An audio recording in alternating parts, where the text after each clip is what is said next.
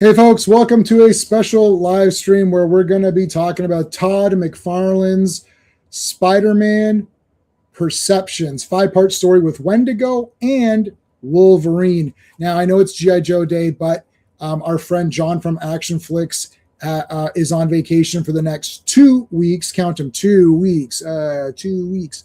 So for 2 weeks, there's not going to be G.I. Joe. John uses G.I. Joe as part of his content for his channel, so it's both of our channels at the same time streaming it. So John can't make it for 2 weeks, so we're going to do Spider-Man today, Todd McFarlane, Perceptions. There's going to be a special live stream tomorrow covering the two-parter Sub-City by Todd McFarlane, so the next 2 issues right after this. It's only 2 issues. And then Friday, of course, is Fantastic Fridays, so we'll be back for Fantastic Fridays. And then Monday, of course, is Earth's Mightiest Mondays, talking about Avengers comics. Okay, so and then the week after, next Wednesday, we're going to complete it with the Todd McFarlane, Rob Liefeld crossover with X-Force and Spider-Man 16, which is Todd's last issue for Marvel Comics, the By Todd, that one. And that'll complete Todd McFarlane's run on adjectiveless Spider-Man. So before we start the stream, let's thank all the Super Friends, guys. Thank you to all of the Super Friends. I appreciate you. I have put lots of stuff on the drive. Let me know if you've grabbed everything. There's going to be other stuff coming on. There's still more Invincible to go on there. There needs to be some more Walking Dead, I think, needs to go on. There's some more volumes of that. So we always thank our Super Friends at the beginning of every stream. We always thank our friend Clobber in Times, who probably wouldn't like this comic, but we thank him anyways because we miss him and he was a cool guy. So there you go. That is that. Let me get the chat on. Let me turn the chat on so you guys can see. Okay, so far there's no comments, so that's easy. No love for Spider-Man, I guess, yet, or people are showing up late. I did post a poll for anybody. Basically, the poll is: Perceptions was amazing, best Todd story, as good as the others, not really digging this series, and Todd is crap. So there's your options for that. Okay. Let's bring in our co-hosts here. You ever play roulette? Always bet on black. Hey, what's up? All right. Ready for Todd McFarlane, baby. Yeah. That's right. Doesn't get any more better than Todd, I guess. Okay. Let's bring in our other G.I. Joe co-host. What we're using? Are we still using Conan for him? Yeah, I guess so.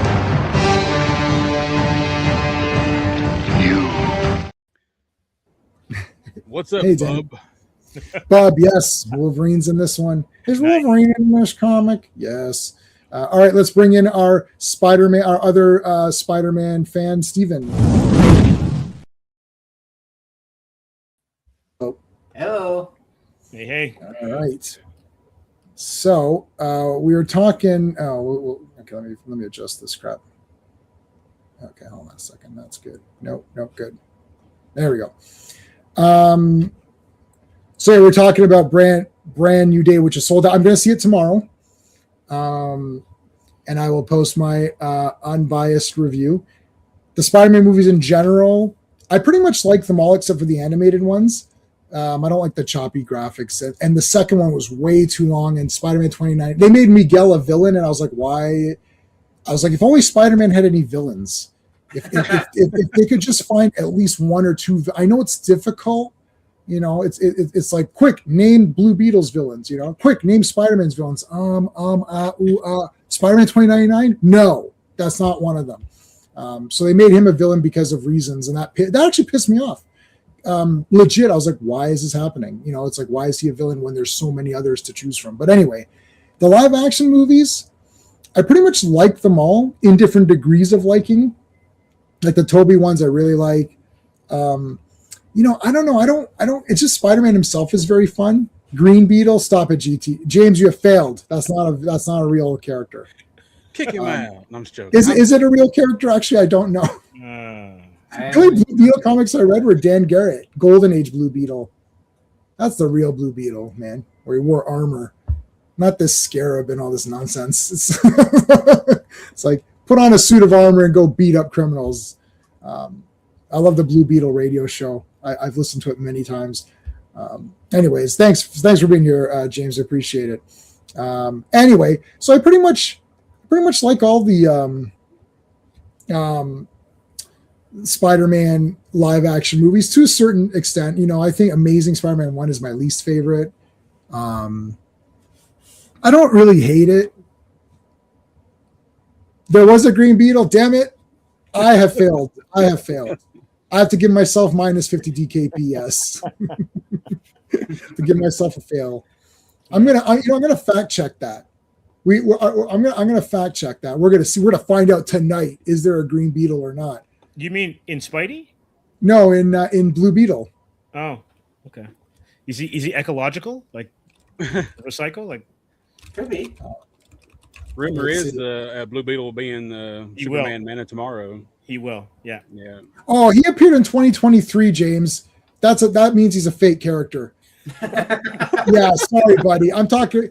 He didn't. Yeah, that's a fake character. Time stream ended in 2022. Yeah, sorry about that. I didn't realize. Yeah, so you're right, but you're right in being wrong. I guess I don't know. If a character came out after like 1990 or something, no. What's the cutoff? I think after like 2000, you're definitely cut off. Like, I mean, Venom was the last villain created, and then after that, it was all Carnage. Carnage. You put Carnage. I suppose. Yeah. You learned about Blue Beetle in 2023. It doesn't matter when you learned about Blue Beetle. So yeah. Anyway, 50 years of Captain America, 1941 to 1991. Cool. I had this one when it came out. Did you have it, Steve? Yep. Yeah. I have all of these. Dan and Steven, you guys didn't have this, right? No, I never did. Honestly, never read any of Todd's Spider-Man at all. This is the first time me reading Todd's Spider-Man. Well, by next week, you would have read it all. I'm sorry. I'd seen the artwork plenty of times growing up as a kid, but I just never read any of it. Mm-hmm. Yeah, so pretty cool. I always thought this was kind of a neat cover. I always got kind of slightly confused by the hand there, but it looks like it's from the behind, right? Yeah. The way that he drew the thumb, yes. Spider-Man's double jointed. Yeah, which I would assume that he would be, but it was like, what is going on there? It's like it feels like it's like, I don't know. I felt weird. Other than that, though, I was like, okay, this is cool. And then his back leg is just as tricky. The left one.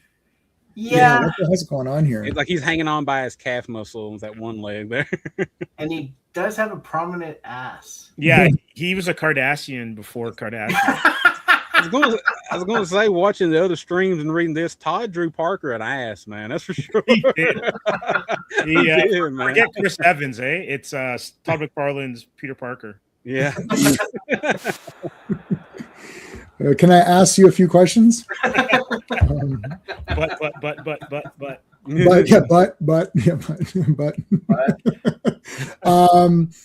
I mean, do you want to do the credits, Steve, or do you want to just? I mean, it's everything Todd. It's basically production by Todd McFarlane, letters Rick Parker, colorist Gregory Wright. There you go. And then it's Jim Salicrup and Tom DeFalco. All right, so the last few of these I didn't write any notes because I was just kind of going through the art. I did write a few notes here, I mean, nothing like nothing spectacular. Oh, nothing amazing. I see what you did there. There you go. Even a blind man could see what I did there. All right, so perceptions. You got somebody crawling. What's going on over here? There's some hand in the dirt. What could that be? I don't know. Who's this guy? Who's this weird guy? There's flies everywhere. Picks this thing up, and it's a dead boy. Pretty crazy. Wendigo. Mm-hmm. Yeah. So, I mean, I guess if you saw this monster holding, a dead child, you'd be like, okay, I mean, right. And I think, is this the one? This one's a nude child, right? Because it plays a part in the mystery. Yeah. So Wendigo is roaming around in Canada, of course, in British Columbia, I think it was, and came across Hope, British Columbia. Hope, and British Columbia. I believe might have to fact check this, but I believe that's where first blood was shot. Oh, awesome. Might be right. Those are all great. Yeah. So Hope, British Columbia finds like even like the leg is missing. Like this is pretty crazy. Yeah. Like for the first timers below, I mean, were you guys like, what the hell's happening? Like this. No. I'll let Dan go. But Go ahead, Dan. Were you like, what the hell? Or I mean, for me, like I've never read a lot of Spider-Man growing up as a kid and stuff. So Mhm. yeah, first seeing this, I'm like, this is dark for Spider-Man. But then I'm like, well, it's Todd. Granted, Right. pre-spawn Todd. But I'm like, yeah, this kind of took me aback for a minute when I seen this. And I liked it, but I'm like, yeah, in the Spider-Man book, I'm like, Oh, I was definitely like, holy crap! Like, what the hell's going on today? Like, woo, we've you got it going on. What were you going to say, Stephen? No, because I've read Spawn now quite a bit. Right. I'm completely used to this now, and it doesn't shock me because Todd McFarlane doesn't change. He just changes who he draws. That's what I figured out. Right. Yeah, I think a lot of these guys have that sort of, you're Rob Liefeld would say this often. He goes, when you bought Youngblood #1, you didn't buy Youngblood #1, you bought Rob Liefeld #1. You bought Todd McFarlane #1. Like you came for their art and style. That was the point of them. Yeah. Oh, definitely. Of it. That's how I feel with Jim Lee with his Wildcats when he was drawing it back Same then. thing. Yeah. Yep. Exactly. You're buying Jim Lee #1. That's exactly what you were doing. Yeah. And his X-Men, when he did his same thing with X-Men X-Men. run, so. Same thing with Spider-Man. Same thing with X-Force. I used to have that. I don't have it anymore. I used to have that #1 issue with the wraparound cover of the X-Men. Yeah. Great. Oh, I mean, 8 million people have it, so you can definitely, or 8 million copies. There's some guy who bought 20 or something just to be the yellow and blue, Cyclops suit's my favorite suit for Cyclops. Yeah, I like that. I pretty much, Cyclops is my favorite guy, so I kind of like all the suits. I like the blue and yellow trunks, and then I also like the X Factor white. And then I like that one, the 90s one that you're saying right now. Mm-hmm. I also like the red one with that X, which kind of doesn't make sense and everyone hates on it, but I've got a statue of it, so it's okay. Yeah, it's okay. All right, so Wendigo is so this girl, is it Anne something? Mm-hmm. She's driving, and oh my God, it's Wendigo. Not anymore, man. Was this before airbags? Can't remember. 90. I don't know. That's a good question. 91? I don't know. It's 91. It's 50 years. You know what? I think it's probably around the time of it. Yeah. Probably, yeah. Even so, they didn't design it for Wendigo attacks. No. That is true. Yeah. So he takes off. There's the girl. She finds the body and everything. Anna Brooks, and she's a reporter. Yep. So Bigfoot kills boy. Now it's not Sasquatch, which we do get to see him and Puck later. That was cool seeing him and Puck. I'm like, oh, okay, cool. Yeah, that was random. That was cool. Yeah. The Canadian brought out all the Canadian canon. Yeah, all the CanCon rules or whatever. If Odyssey was Canadian, everybody would be like, yo, I gotta get back home, eh? Like, you know who would have been in the horse? It would have been Bob and Doug. In there. Keep the beer cold, eh? We're gonna be back. We're coming back, eh? Like, don't drink all our beer. Keep it cold. Keep a couple of cold ones for us. We're coming back. Too good. It's like I know it's a Spider-Man story and stuff, but I was kind of expecting a little bit more Alpha Flight than just that little bit that we got there. It's literally one page, one little thing, yeah. All right, so this basically sparks off a whole thing with they're hunting down animals. So the sheriff's department is like, well, there's some monsters out there. So now all of the good old boys, as we would call them, the good old boys come out with their guns. And listen, I know the States, you guys are all pumped for your guns. We got lots in Canada, and the hunters got all of them. The hunters love their guns, right? Yeah. So they come out and they're ready to go. And they're just shooting anything with 4 legs and maybe by accident a couple of things with 2 legs. He's coming right for us, right? as they say in South Park. So that's all getting out of hand. Then you've got the environmentalist guys coming out too, and everyone's like getting all pissed off. So it's a whole thing. It's just like a whole thing here. They got these newspaper clippings. I thought that was a ninja. Oh my god, I thought that was a ninja for a second. All right, here we go. Spider-Man getting this guy. And there's some good funny bits here. He's like, "Oh, you're trying to sell a Ginsu knife to this woman or whatever." I don't know about that one. I don't know if I believe that. That's like one of those court cases that you see online where it's like, I was just trying to sell knives. It's like, yeah, okay. I don't think an airbag would have survived. Yeah, probably not. Probably not. I'm surprised she survived that. Yeah.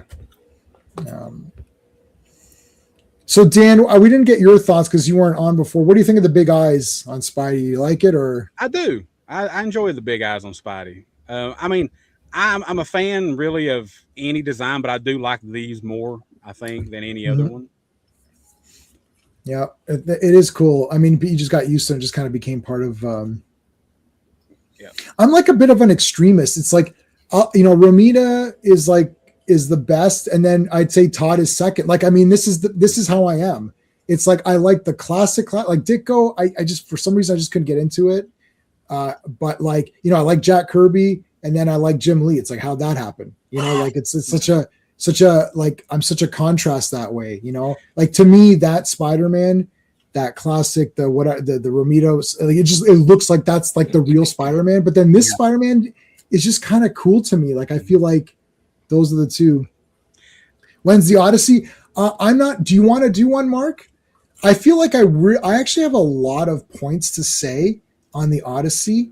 But we can definitely figure out something. And Vaughn is here. How's it going, Vaughn? I saw you guys streaming just earlier. I'm talking about that loser Jack Kirby. I'm just. I don't remember. And you guys might know more than I do. During the Clone Wars, or not Clone Wars, excuse me, the Clone Saga. Oh, you're now the 400th person to make that mistake just on my live streams alone. Who was the artist for that Spider-Man? Mark Bagley. Okay. I remember that one quite well too, because my younger brother, he's got the whole Clone Saga, and he loved it. And I remember the artwork, and I was like, I like that look of Spider-Man as well. So, yeah, I'm wearing the Insider nerd shirt. There you go.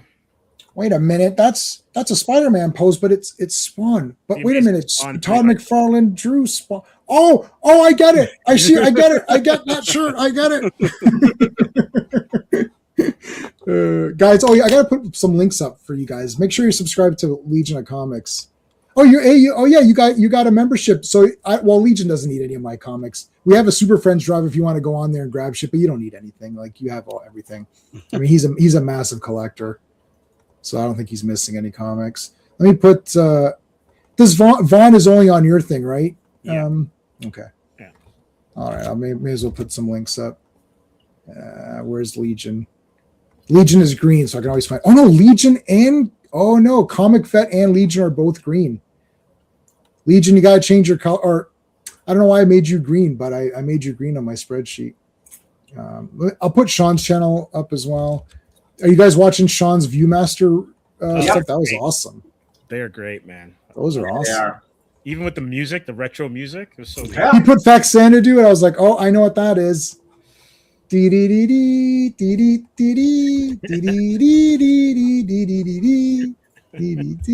right. Here comes Spider-Man. This is a great page.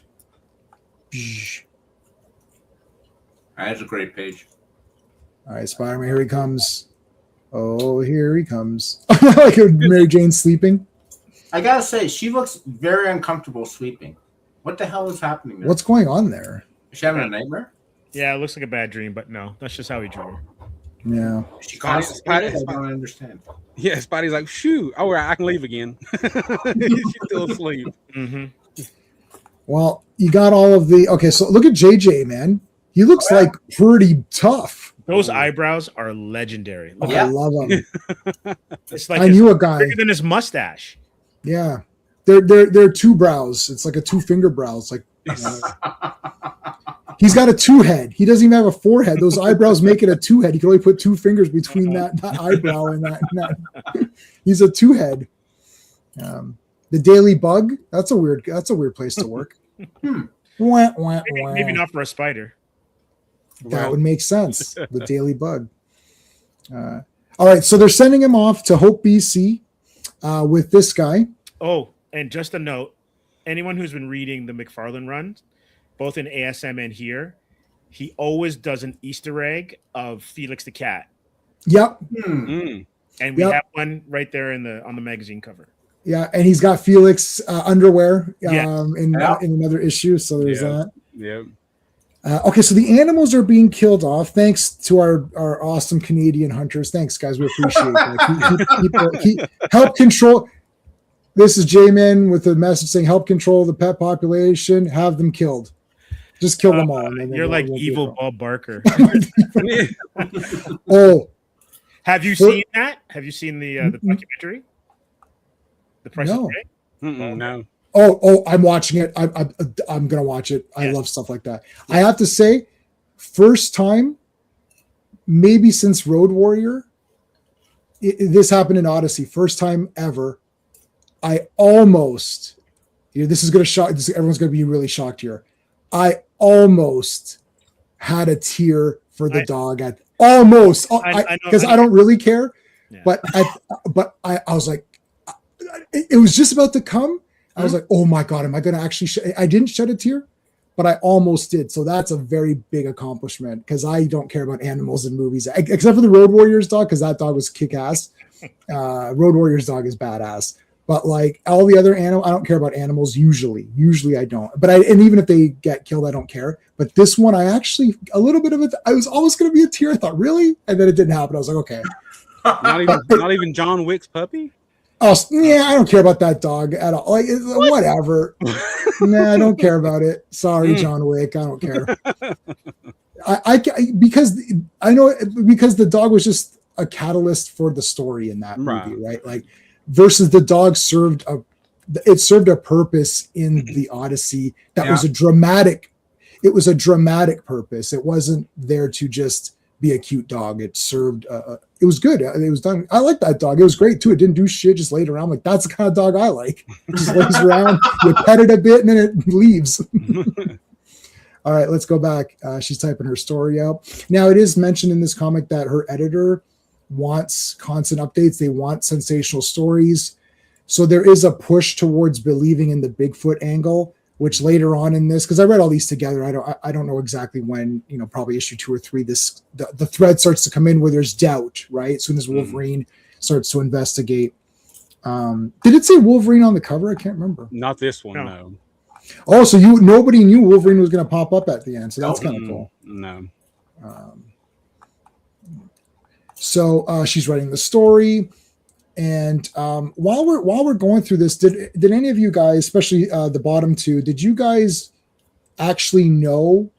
Were you able to guess the mystery? Because I remember I read these when they came out, and I was a dumb kid, so I was like completely stunned. I'm like, "What's going on?" I literally was like, well, "I don't know what's going on. I can't wait for the next month to see where this mystery goes." As an adult, I'm reading, thinking, I think I probably would have figured this out if I was an adult reading it, or maybe not. Did you guys figure it out or no? Yeah, Dan? Thinking back, I don't think it stumped me. No. Okay, you were a little bit older, so you would have been more savvy. Dan?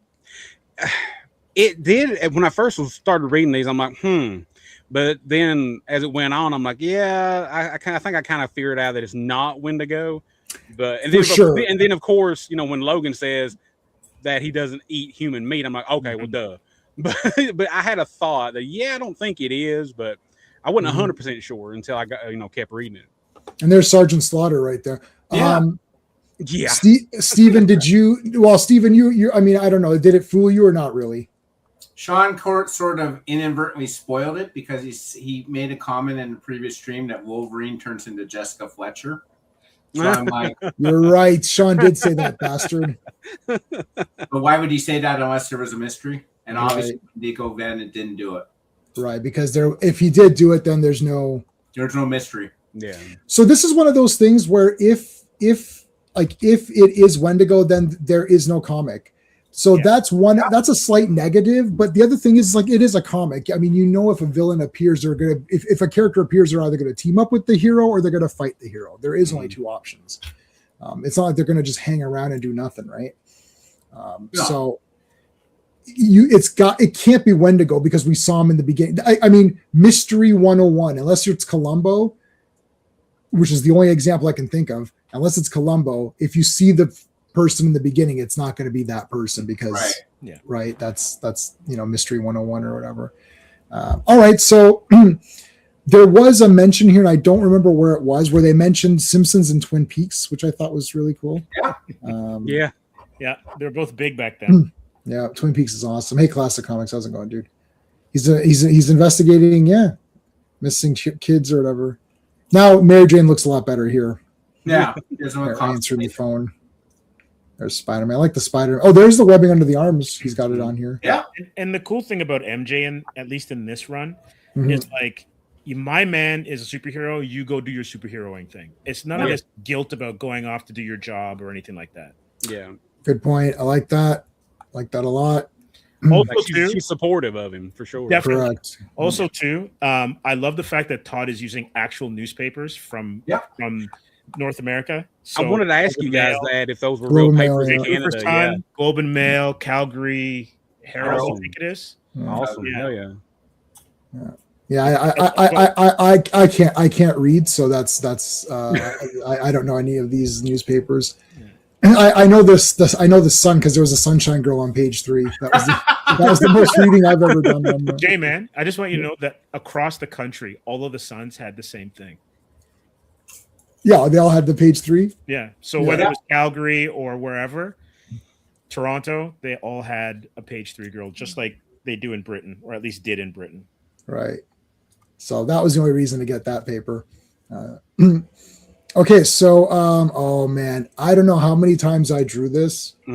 I was digging through some of my old stuff today, just rearranging stuff, and I haven't gotten to where I did my drawings, but I drew this. I love the brown costume. Yeah.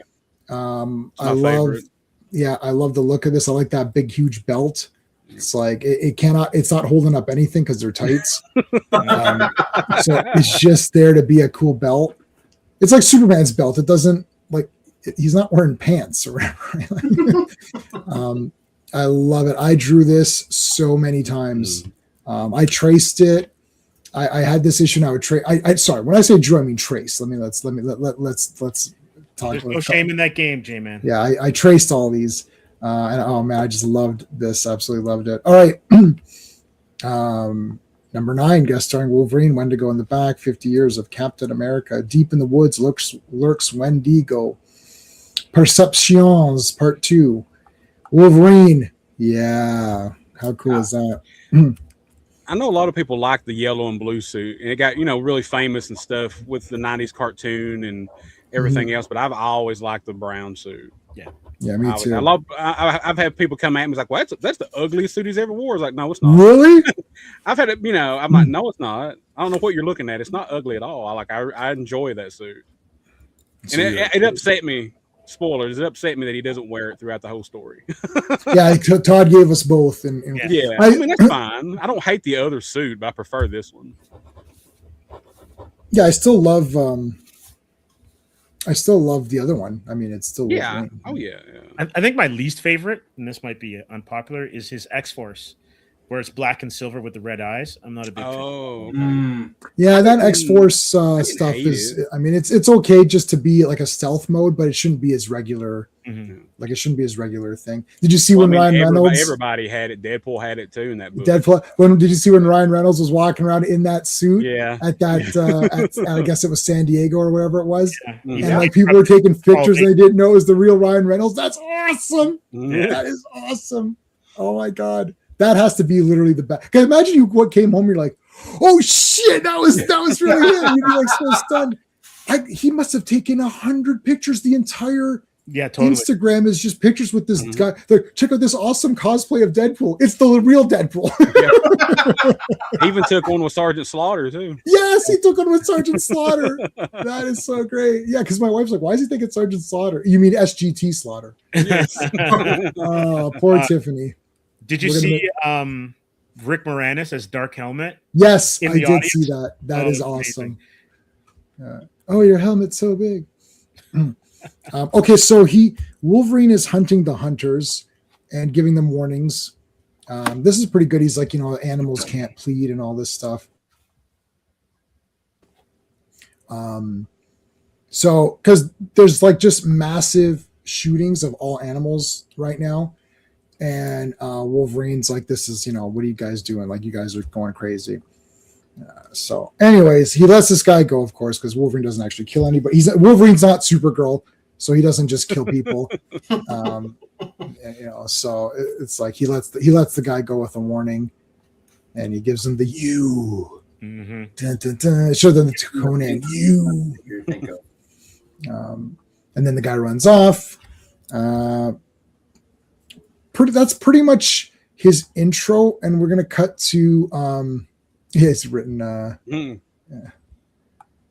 I can't even. You promised or whatever. Yeah, you promised. Yeah, you promised. Yeah, Logan's like, yeah, just to make sure he knows the message. I'm Right. going to carve it in the side of his vehicle. Man, you don't key another man's vehicle. That's what Vinny Vega said in Pulp Fiction. He was correct. You don't mess with another man's car. Like, you just don't. It's just not done. It's just bullshit. Anyways, I love ketchup on donuts. That is not a Canadian thing. No one does that. Does it? Did you do the two Steves? Do you know anyone who puts ketchup on donuts? No. I literally don't. No. That's my weird. big one as a kid was a buddy of mine put ketchup on his eggs, and that freaked me out. I still do now. Right. People do that, but it's something that people do. But like as a West Indian, someone from West Indian, with West Indian parents, that was absolutely foreign. There's no way. I was like, what? That's a thing? No, I would never put it on eggs. I love eggs in all their forms. Mm-hmm. Maybe not raw, but in all their other forms. And I do not put. I love just having eggs. Like I make a fried egg sandwich for dinner every Friday. It's fried egg Fridays. There is nothing like that beats that. Like breakfast for dinner sometimes is amazing. Oh, I can do that. Just a fried egg sandwich with like a slice of cheddar and a little bit of jam and good to go. I don't put no. I do. I put like that Italiano seasoning. Oh yeah. That's that. It's really yummy. And I got gobs of mayo, tomatoes. Yep. Sometimes I put hot peppers. Do you toast your bread? Of course. Of course. Toast. Yep. Yeah. Yep. Toast Don't it. tell undercover brother, but I love me some mayo. I love mayo. Mayo's the best condiment. I'm sorry. Of course, Dan. It's so obvious. Best condiment, man. It's the best condiment. Because I used to dip fries in mayo. Yeah.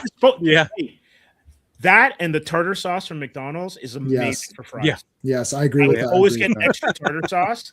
I'm so hungry, guys. This is brutal. And I had pizza. I ate an entire medium pizza for dinner, which was like maybe 4 hours ago, and now I'm hungry. Like, what is happening here? And all because of this ketchup on donuts. And I'll tell you something. I love donuts. Okay, there's not a bad donut. Even the plain donut is awesome. I love it. It's not a Canadian thing. I don't know what's going on. Maybe someone in Todd's family or friend group thing. But this is weird. Nobody puts ketchup goes, you need to stop that. This is wrong. Breakfast though. Wait. What's the rest of his breakfast? Is that ham, eggs? Looks like ham, eggs. That's Canadian back bacon. Yeah, it's Canadian bacon. Yeah. Oh, it's so yummy. Oh, back bacon rocks. Oh my god, yeah. I used to get a back bacon sandwich from Chubby's. It was called Chubby's, so you knew it was going to be good, nice fat food. It was like this thick of like piled up bacon. It's so yummy. Okay, I'm not talking about food anymore. I'm skipping these panels. Okay, so there's a bunch of now there are discussing in this issue. They discussed about how the cops are being a little bit more helpful, but almost to the like detriment of the investigation because it's almost riling people up. But there is a little bit of that's a clue. So put that in your clue box or check that on your clue pad or whatever you're on the. So that'll be important for later. And it's riling up people. People are getting riled up. And now Peter starts to first hear about the Indian legend of Wendigo, which if you've ever seen the movie Ravenous, if you have not seen the movie Ravenous, that's an awesome movie. And they talk about a lot about it in that, about how you can get the spirit, to get the strength of another man or whatever. It's very cool. But here we've got the monster. So we've mentioned it. So Peter's like, oh, what's this about? Now, is this the first time he heard of Wendigo or not? Like Peter? Probably yes. Yeah. Okay. Because Wendigo really only shows up in the Hulk and the X-Men when Alpha Flight show up. Okay, yeah, interesting. All right, so see, I wouldn't have known that as a kid. Like, I didn't know if that was his first appearance or not. I mean, it's not his first appearance. I mean, the first time that he would have heard about him. This is a poster for me. I love it. This is great. Yeah. I do like the 400 webs. Like, it's just like, or you could shoot one web. It's, it's up to you. You do run out of them. So it's however you want to play it, Spidey. I'm not Spider-Man, so I don't want to tell you what to do. Yeah. I'm not Iris in the Flash TV show where I tell the hero what to do. Sorry, I had to throw them. I had to throw that. Random attack on the Flash CW show. Yes, I had to, because that's when it was getting really stupid. It's like, I still like Iris though, but that was like no. It's like no, don't. Okay, so they fly. He flies. He swings over. Here's the cop. So here's where Anne. He's trying to get this information to Anne, who's writing the stories. There's the cop, and then he's gonna. Is this where he hires Luke? Yeah, there's like a famous hunter named Alan Luke Thorpe. He doesn't look anything like Alan Quatermain. So he's following her, and then they get him on the phone. All right, got to bring in the big boys. I need Luke Thorpe. It's like Creighton Duke from Jason Goes to Hell. Yeah. If you've seen Jason Goes to Hell. All right, so he comes to her as Parker. One of the other things that was mentioned is that Peter has to be a bit careful with Spider-Man because Peter Parker from New York has come to Hope, BC, and coincidentally Spider-Man is in Hope, BC. Like, he didn't swing all the way over here. I got a question for you. Mm-hmm.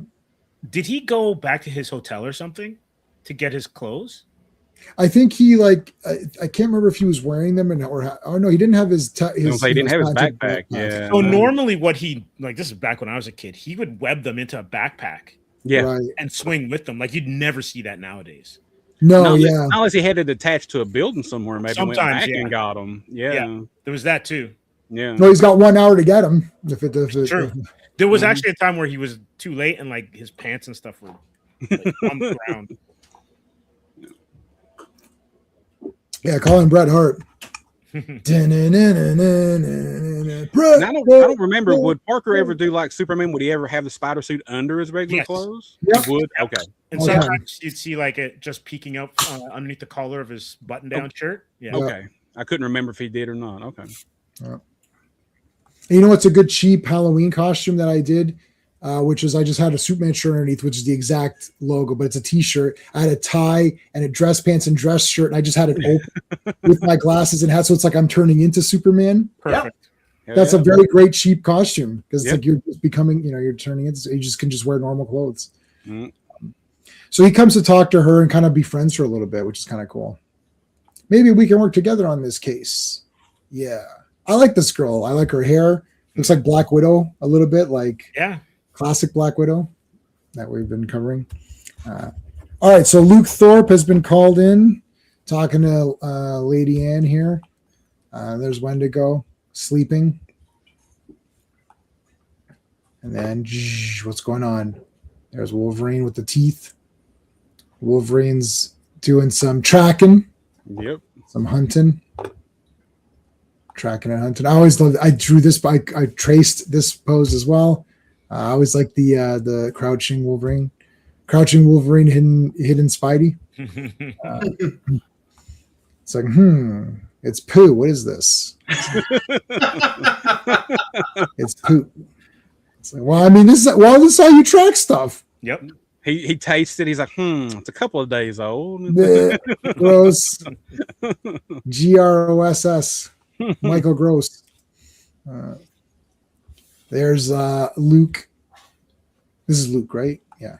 Yeah, it's Thorpe. Yeah. Mm-hmm. Yeah, Thorpe, which is coincidentally my cousin's last name. Same spelling too. Here comes Spider-Man. There comes Wolverine. They're gonna collide. There's Wendigo. Uh-oh. Spider-Man's on his way, Wolverine's on his way, and Wendigo's ready for both. And now you got to wait 1 month for Perceptions, part 3 of 5. All right. I love this corner box Spidey. Yeah. Yeah. It's a great crazy one. that this story took half a year. Like when you think about it. Yeah. Excuse me. There's actually not a lot of fighting. And none of the 5 issues felt like filler to me. No. And every one of them No. was interesting. I was interested in. I was locked into every 5 of them. So none of them were boring either. I didn't think any of them was boring.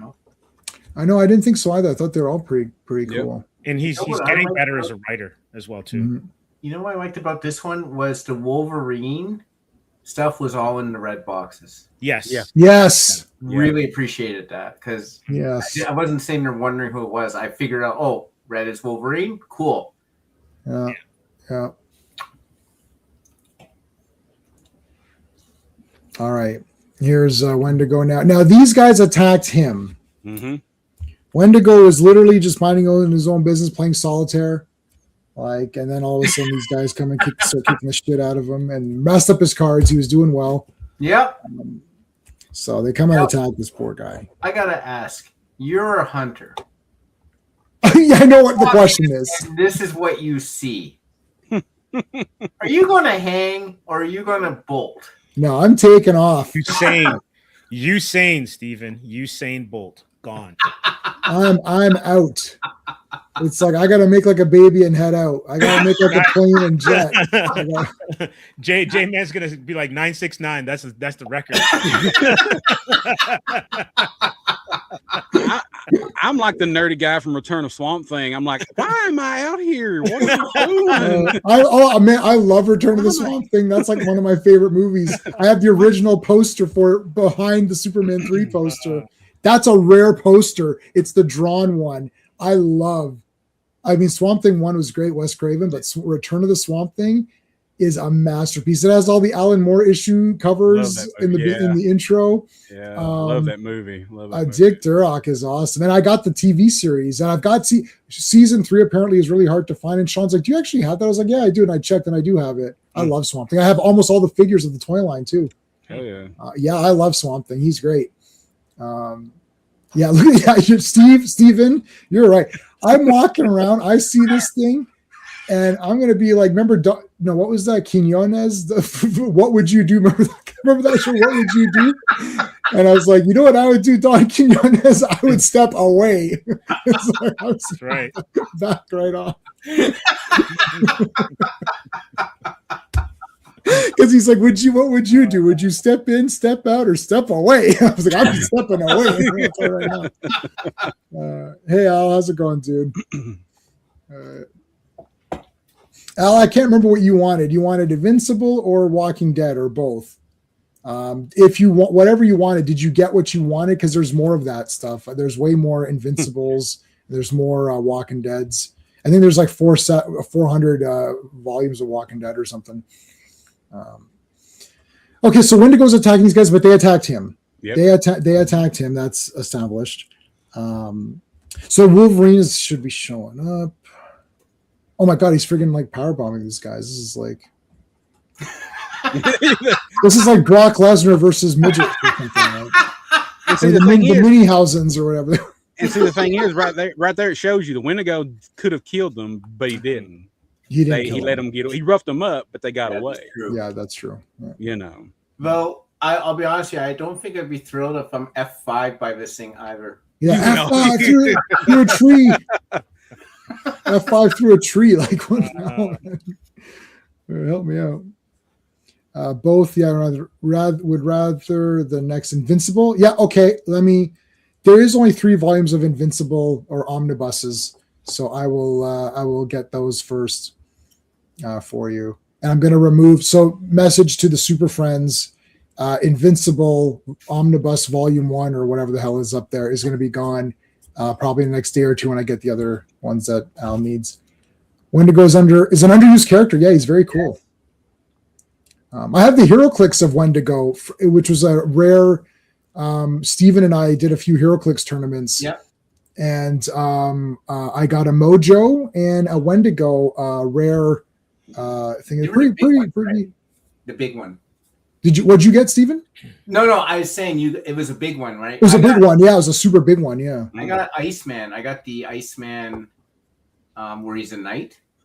Yes. Okay. I Yeah, got- we all got rare ones or something like. Yeah, like that. Rachel Summers, I got, and Right. I think I got Nimrod. Yep. Okay. Okay. Yeah. Yeah. That was pretty fun. That store shut down because like it's like the next year that was done. It's like, okay, Yep. well, I guess we're not doing HeroClix anymore. Well, COVID killed it. Oh, you're right. That's what it was. Yes. You have all the comic books, a lot of the trade paperbacks. And yeah, no worries, Al. Yeah, no worries. Okay, so anyways, Wolverine saves this guy, but he didn't really need to save him because people were even going to kill him, right? He scares the bejesus out of him. If you go up to that panel, Yes, he does. Yeah, he's like, I don't think I'm in better shape now because look at what the hell just saved me. he speared him. Spear. Score! And then, like, if you go to down one and see this panel, like, sharp teeth again. Like, holy like, what am I going to do? Like, this guy is the most unlucky hunter. He's the luckiest hunter because he's saved. He's the unluckiest hunter because he's now going to have nightmares for the rest of his life. Right. Yep, that is true. All right, so there's Wolverine and Wendigo, but we cut back to there's the Felix. Yep. Yeah. Felix underwear. I always like to see my coworkers while I'm in my underwear. I want Felix underwear. That's cool. Melvin, what a jerk. So that's Melvin. Melvin Gooner? No, what was his name? Something like that? Yeah. Yeah, his name was Melvin Gooner. His look kind of reminded me of Twitch Mm. a little bit. Oh, you're right. A little bit. It did a little bit, yeah. I mean, this is like half a year away from Spawn or a Yeah. year away from Spawn or something Yeah. like that. So Spawn's like, okay, I can use this look. Just let give me him a write that mustache. down. J-Man, can you go up for a second? I just Yeah. want to say something about the Wolverine. Oh, yes, this one. Not that one, the one above. Yeah, Oh, this shadow. the shadowing. Does this not look like an alien? Yeah. Yeah. I was like, Yeah. holy. Also, too, his mask is wrong. Mm. It's drawn that way. That's why it looks like an alien. It's drawn that way because it would interrupt with the other panel. Yeah, But really, they should be curving up to the right. Mm. you're right. You're correct. Yes. Yeah, and Yes, one it's of- this way. and a couple of panels above that, like they're real. The way Todd drew them, they're real thin too. Mhm. Yeah. When he first shows up. Yeah, right here, Yes. they're real thin like that too. Yeah, Yeah, they're kind of. It's almost like he was experimenting with the look. with the look Mhm. of it. Yeah, Mhm. Everything's done very. Again, this is where you see the manga influence, where everything is an exaggeration of it. Like Goku doesn't just have a bit of spiky hair. His hair is like super spiky and and like Vegeta has literally like spikes going up like a porcupine, like Sonic the Hedgehog, right? Like, Yeah. so it's like this sort of experimental. Every panel is to really jump out. Like every page is jumping out at you with stuff. It's like, Well, it's like we're talking about with Wolverine's mask. They do the same thing with like Batman's horns on his calf. There's some people draw them really short, some people draw them really long. It's like with Right. Wolverine, he's got short sometime on his mask. Sometimes they're big. It's like Yeah. everybody does it different ways. yeah, even the boots where they've got the spikes. Look at how crazy they are here. Like it's almost like it's unrealistically in your way. Yeah. Yeah. Right. Like you wouldn't really have that, And I think that's what I like about. I don't like, people get upset over the proportionality of certain things, but I like dynamic images. Mhm. And I think the more you try to make it fit in the real world, like they turn Wolverine's costume into tactical gear. Mm. And it's like, yeah, but Wolverine can heal. Like we had this argument in university. I was arguing with people. My professor was making fun of Wonder Woman. I was like, oh, I was like, that was a mistake.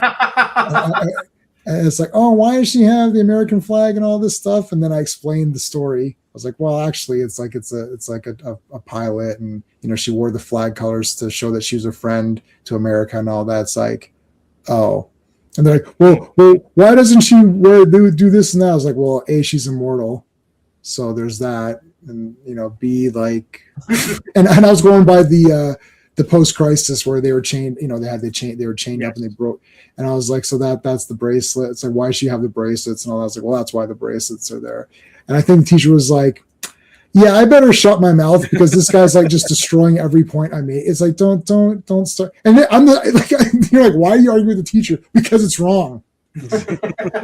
I don't care who it is. Like, if it's wrong, if you're wrong, I don't know what to say. It's like, you're wrong, so I have to say something. I can't let it pass. You shall not pass. You shall not pass. We'll say. All right, he got thrown through the table here, baby. Look at this shit. Through a table. Buffalo Bills fan. Favorite Wolverine costume. Same with us, yeah. Yeah, through a table. And I like Logan's inner monologue. He's like, all right, Wolverine. He's like, get this over with. Yeah, I know. He's like, Wendigo's kicking the shit out of you. Bigfoot attacks adults. What a coward. Go back to attacking kids. The Daily Bugle, 30 cents. Hey, the Daily Bugle costs less than this comic. Upskirt Wolverine, stop it.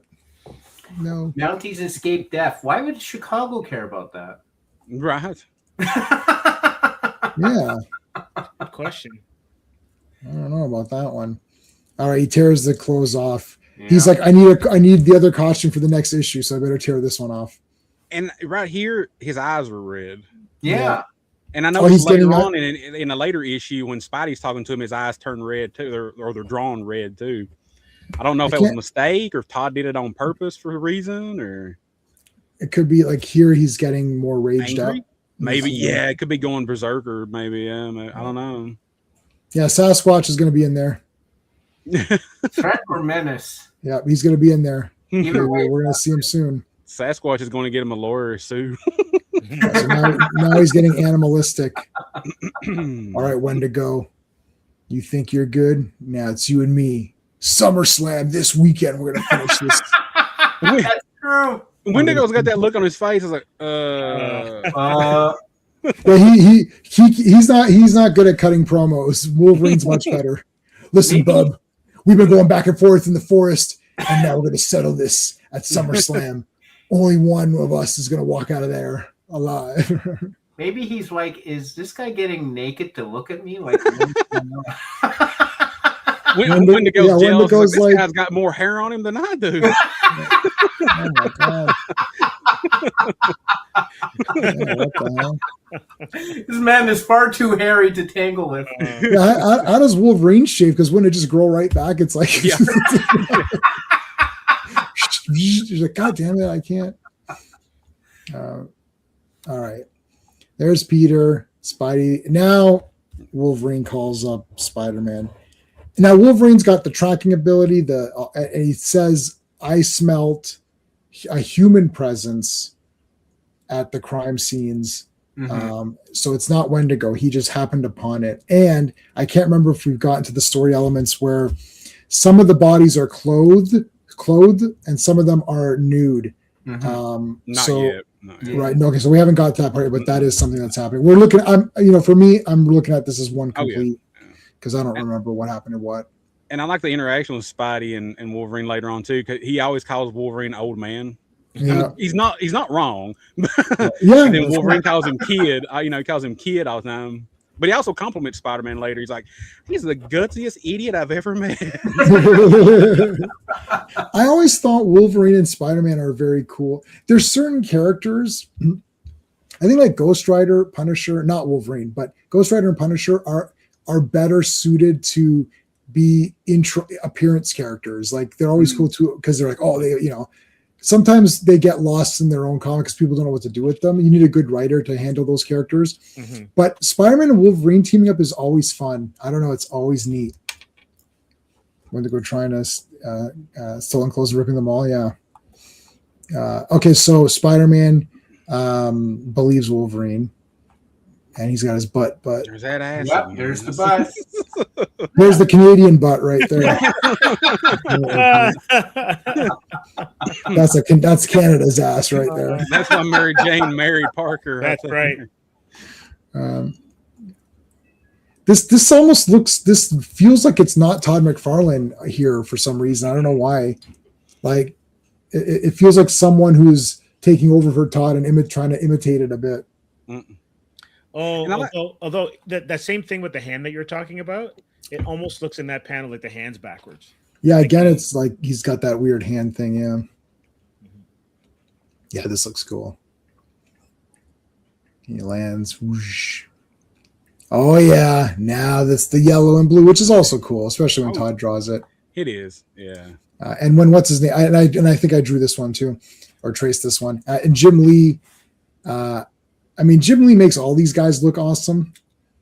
You know, like when you see a non-Jim Lee Gambit, you're like, why is the fake Gambit in this comic right now? It's like it looks like the fake Gambit. I'm like, oh look, it's the fake Gambit in this comic. It's like And going back to what Dan said about like their dynamics and stuff, I love the dialogue between the two of them, where you could see like Wolverine's the old grizzled warrior, right. Yeah. and Parker's like, whatever. Yeah. You know, And he says, I'm in like Flynn, which that like who uses that term? No, I mean, that's an old school term to say to be Errol Flynn, because like, does anyone know who Errol Flynn is? It's like, no, nobody knows who that is. So it's like, it's great that he said in like Flynn. I was like, wow, I haven't heard that. Oh, like 20 years ago, like what, you know, this old guy I used to work with would always say it now. And again, even 25 years ago or 20 years ago, nobody undergot that reference but me anyways. we did a Secret Santa. This guy loved W.C. Fields, so we would talk about W.C. Fields all the time, and he loved Cagney and and all that. And I was the only one he'd come in and say, "What do you hear? What do you say?" And I'm like, "Hey, that's Angels with Dirty Faces." And he's like, "What? You've seen that?" And he's like, I say that every morning. No one knows what it's from. So this is an old guy that at my old job, like literally 20 years ago. And I knew all. I was like, "Yep, I've seen all those. I own these movies." Like, what? So we were talking about old movies that he loved. And then we got a Secret Santa, and then I got him as the Secret Santa. So I bought him a W.C. Fields poster, not the original, but a replica of one of the original posters. And he came over to me. He's like, "Thanks for the gift." It's like that. He goes, "That wasn't no secret." I was like, "Earl, I knew that wasn't going to be a secret because, like, literally, it's super obvious. Right? Like, it's like nobody knows what that is." So he was very appreciative, and he actually had it up in his cubicle until he, I guess, retired. And then I think he passed away like maybe 5-6 years ago. But anyways, it's Errol Flynn. And I like here too with Spidey, he brings up the suit. He's like, "Oh, we won the old suit. You got a reunion." Yeah, I got X-Men reunion or something. He's like, "You feeling a little nostalgia?" too good. Yeah, look at that. That's a great. And he's smoking. Why is he got like? Why is the cigarette? Like, listen, Canadian cigarettes are awesome. So I don't know why they're so loser. What's wrong with this year? This looks like. I guess it's a self-rolled one, maybe. I've maybe. never seen him smoke cigarettes. Usually cigars, right? It's always cigars. Yeah. Did he wait a second before Infinity War? Was he smoking because he was there with the Hulk, and I swear he was smoking a cigarette. Like in the comic? In the comic, right before. Oh my god, I'm not going to remember. Oh wow, yeah. You know what? I purchased those on Kindle and never converted them. I need to get like shareable copies of those. Because it threw me. Because I'm like, why is Wolverine smoking a cigarette? I'm like, well, he's going into Infinity War. Maybe that's why. Yeah, and it's a droopy cigarette. Did he like roll them himself? What the hell is that? Good spot, Al. Good spot. Yeah. Oh yeah, this is great. The two faces. Now this would have been like this, right? Yeah. Yeah. Could have almost been like looking at each other, like it's actually a double page spread, if I remember correctly. Yeah, so it's like it's kind of like pretty cool. So good. All right, I'm in like Flynn with the thumbs up. What a poster this would have been. Poster right there. Yeah, that's got to be amazing. A poster. Yeah. That would be awesome. Yeah, I think it was Infinity Gauntlet. He was smoking a cigarette when he was talking to the Hulk.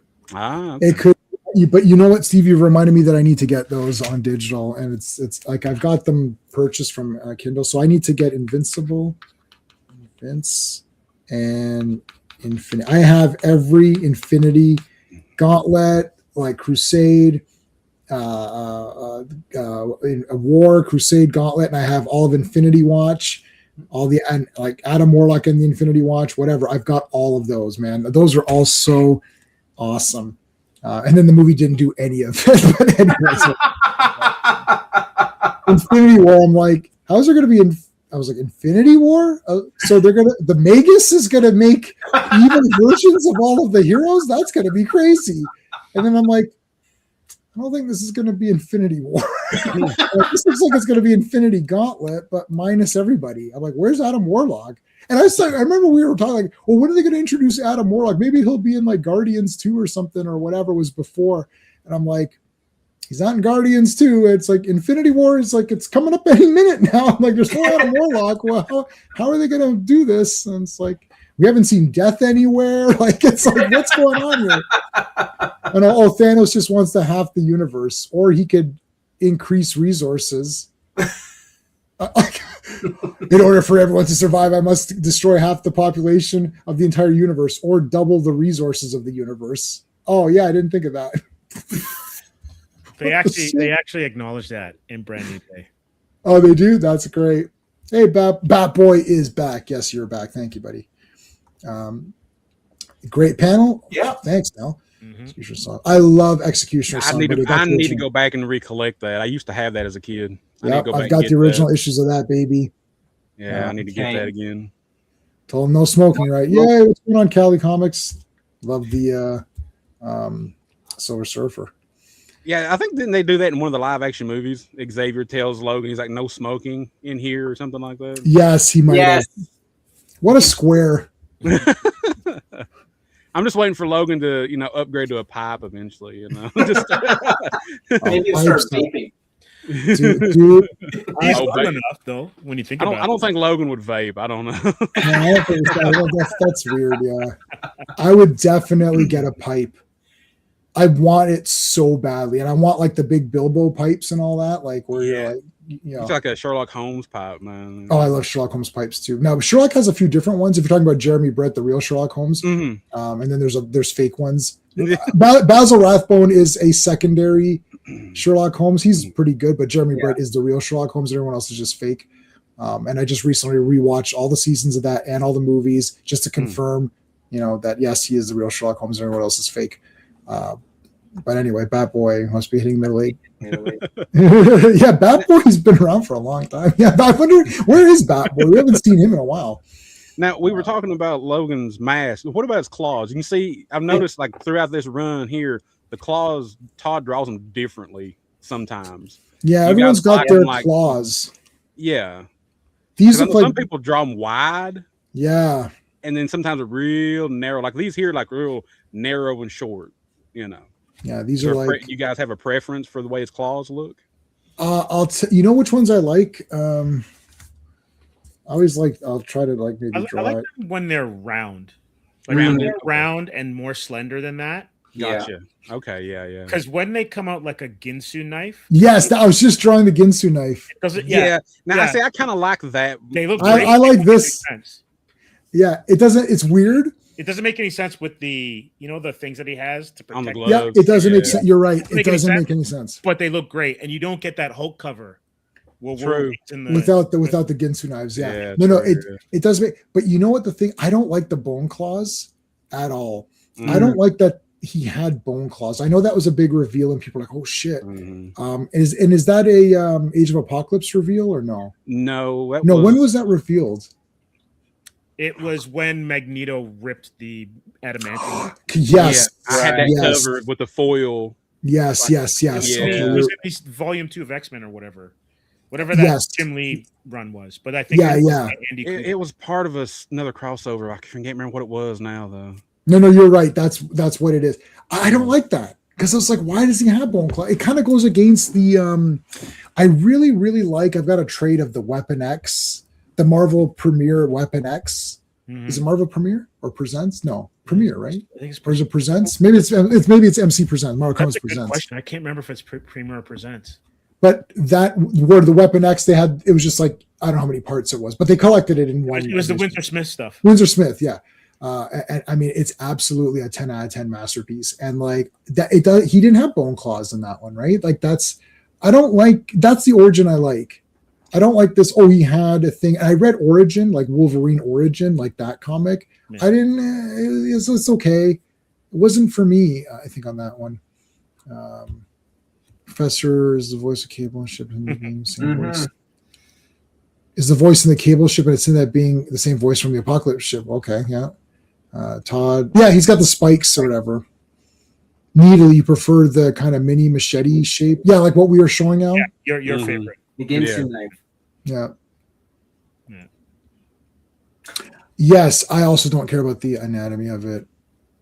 No, it's before Origins, buddy. 100%. It's what they're saying. It's what the guys are saying below. Way before it. It's way before that. Yeah. 100%. Also, one cool thing. I don't think it was said much, but I remember reading about this. I don't know when, if it was during the Claremont run or whatever. But he has to keep his hand straight. Like he unsheaths them, or it goes through his wrist.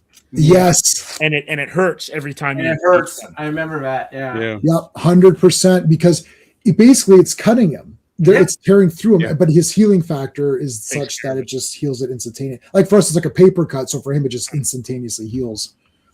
That's what I liked about with Hugh Jackman in the live action X-Men movies. He said that in the first one, like you see it rip through his hand. Yeah, I remember Rogue asking him, she's like, "Does it hurt?" He's like, "Every time."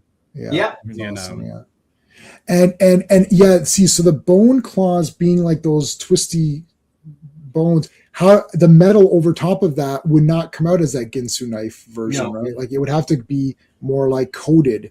Yeah. So that's just weird. Okay, so anyways, this is the I'm sorry. This is the cover I remember. I don't know if you can see it on my phone or not. Probably not. Put it. If you tilt it, just tilt it. Tilt it forward. Yeah, a bit more. There you go. That's it. Yeah. That's Fatal Attractions. Yeah. It. Jubilee on it. Yeah, that's the cover I remember first time seeing like the bone stuff. Yeah. So Spider-Man in this issue is going to try to convince Anne that unfortunately Wendigo is not the killer, and she has been publishing these stories and it's all been false. But she has a hard time believing it. He comes to her as Peter to try to talk to her normally. And she needs the money. Frankly, she just says, I need the money. I need the story. My editor wants sensational stuff every day. I can't just go and say it's some local towns guy who's crazy, you know. She's basically accusing Parker of being jealous. Yeah. Sorry, Dan, you were saying something? Oh, I apologize, Stephen. I didn't mean to interrupt you. No, I was saying that she was basically saying he was jealous of, I guess maybe her, or, her getting the story or whatever. And like, he's not jealous. He's trying to tell you that you're running with everybody else. You're running with the crowd instead of actually thinking about something else. You're just automatically accepting what everybody else is saying is true. Right. Yeah. Stephen, what were you going to say? No. I said it's red, like Mary Jane. I kept thinking it was like Mary Jane White because of the short hair and that. Green eyes, exact same like bone structure now. Yeah. I like this character, actually. She's very cool. I do. I like her too. But, she's more of a plot device than a character, unfortunately. Because she doesn't really go anywhere after this, right? She's just there for this one. Someone has something with third claw. It'd been cool if they had used her later on, kind of played off of Parker in other stories, maybe. That would have been good.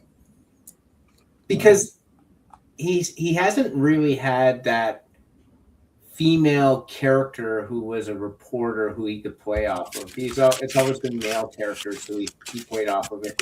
Like it's been a lot of men in the reporting business if you look at it traditionally. Like you got Robbie, you got Ulrich, you got all those guys. All right, so that's their little argument. She kind of slams the door. There's the red eyes.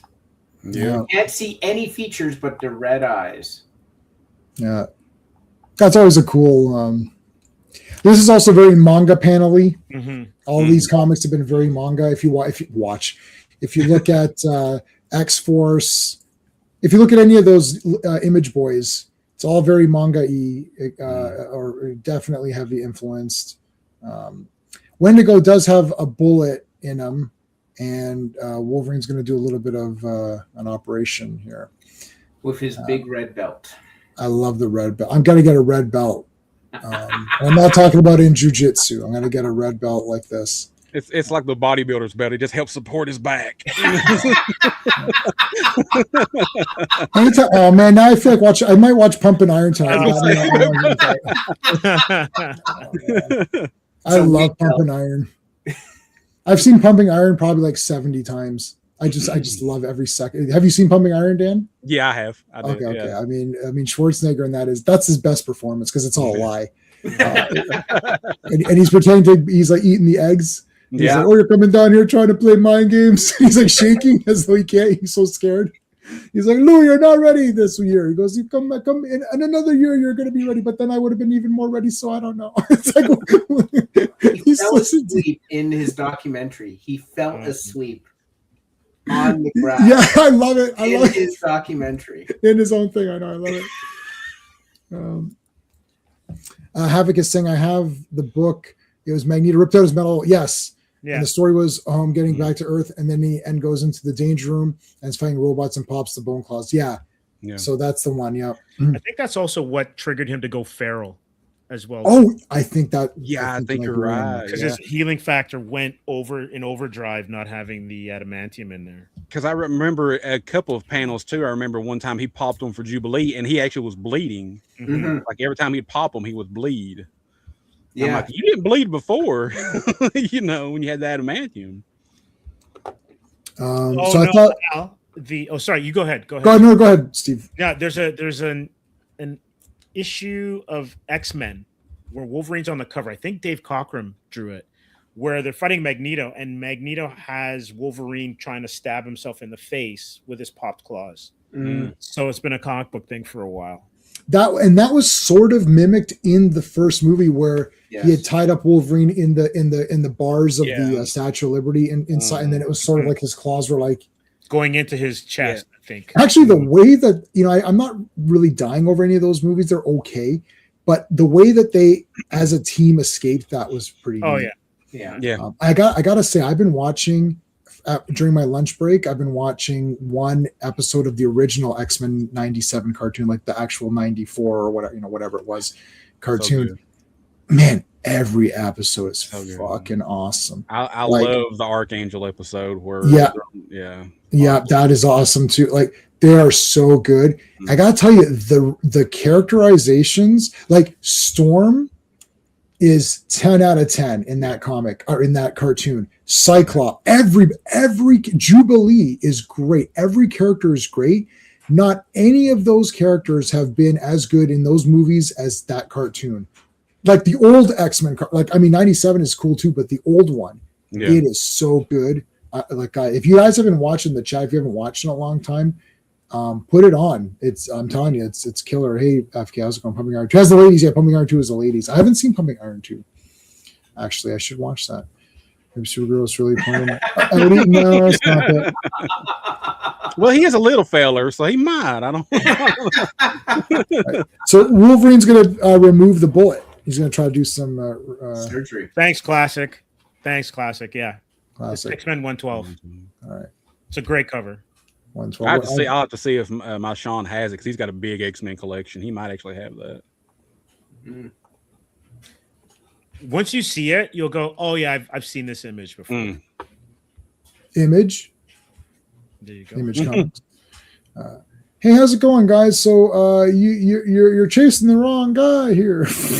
Hey, I got this folder full of information. Give this to me. Let me see that. It's all a bunch of bullshit. Get out of my office. All right, so Wolverine's going to perform some surgery. Here, get that bullet out. Yeah. Oh, man, the middle claw. Yeah. Now, here's one like you were saying, Steve, the more rounded kind of claw here, yeah. And I like this, too, because Wolverine, he's like, I've never really used my claws for good that often. He's like, I thought that was good dialogue. Good. Yeah. And he mentions too, he's like, I hope this wound, I hope this area is numb because I don't want Wendigo to wake up. It's like, how did you numb it? Yeah, how do you numb the Wendigo? Yeah, I don't want it to jump up on me. You got it out. Guys, is the bullet not bent? Yeah. I thought it was like a piece of bone or something at first when they pulled it out. Yeah. And Wendigo's tough, right? But I thought, well, that's the bullet he pulled out. Even the scoring in the chamber wouldn't have done that to it. So I'm not quite sure. Well, Wendigo's tough, right? Like, I'm surprised though that bullet would be able to pierce its hide, considering it's fought the Hulk and Sasquatch and Wolverine, right?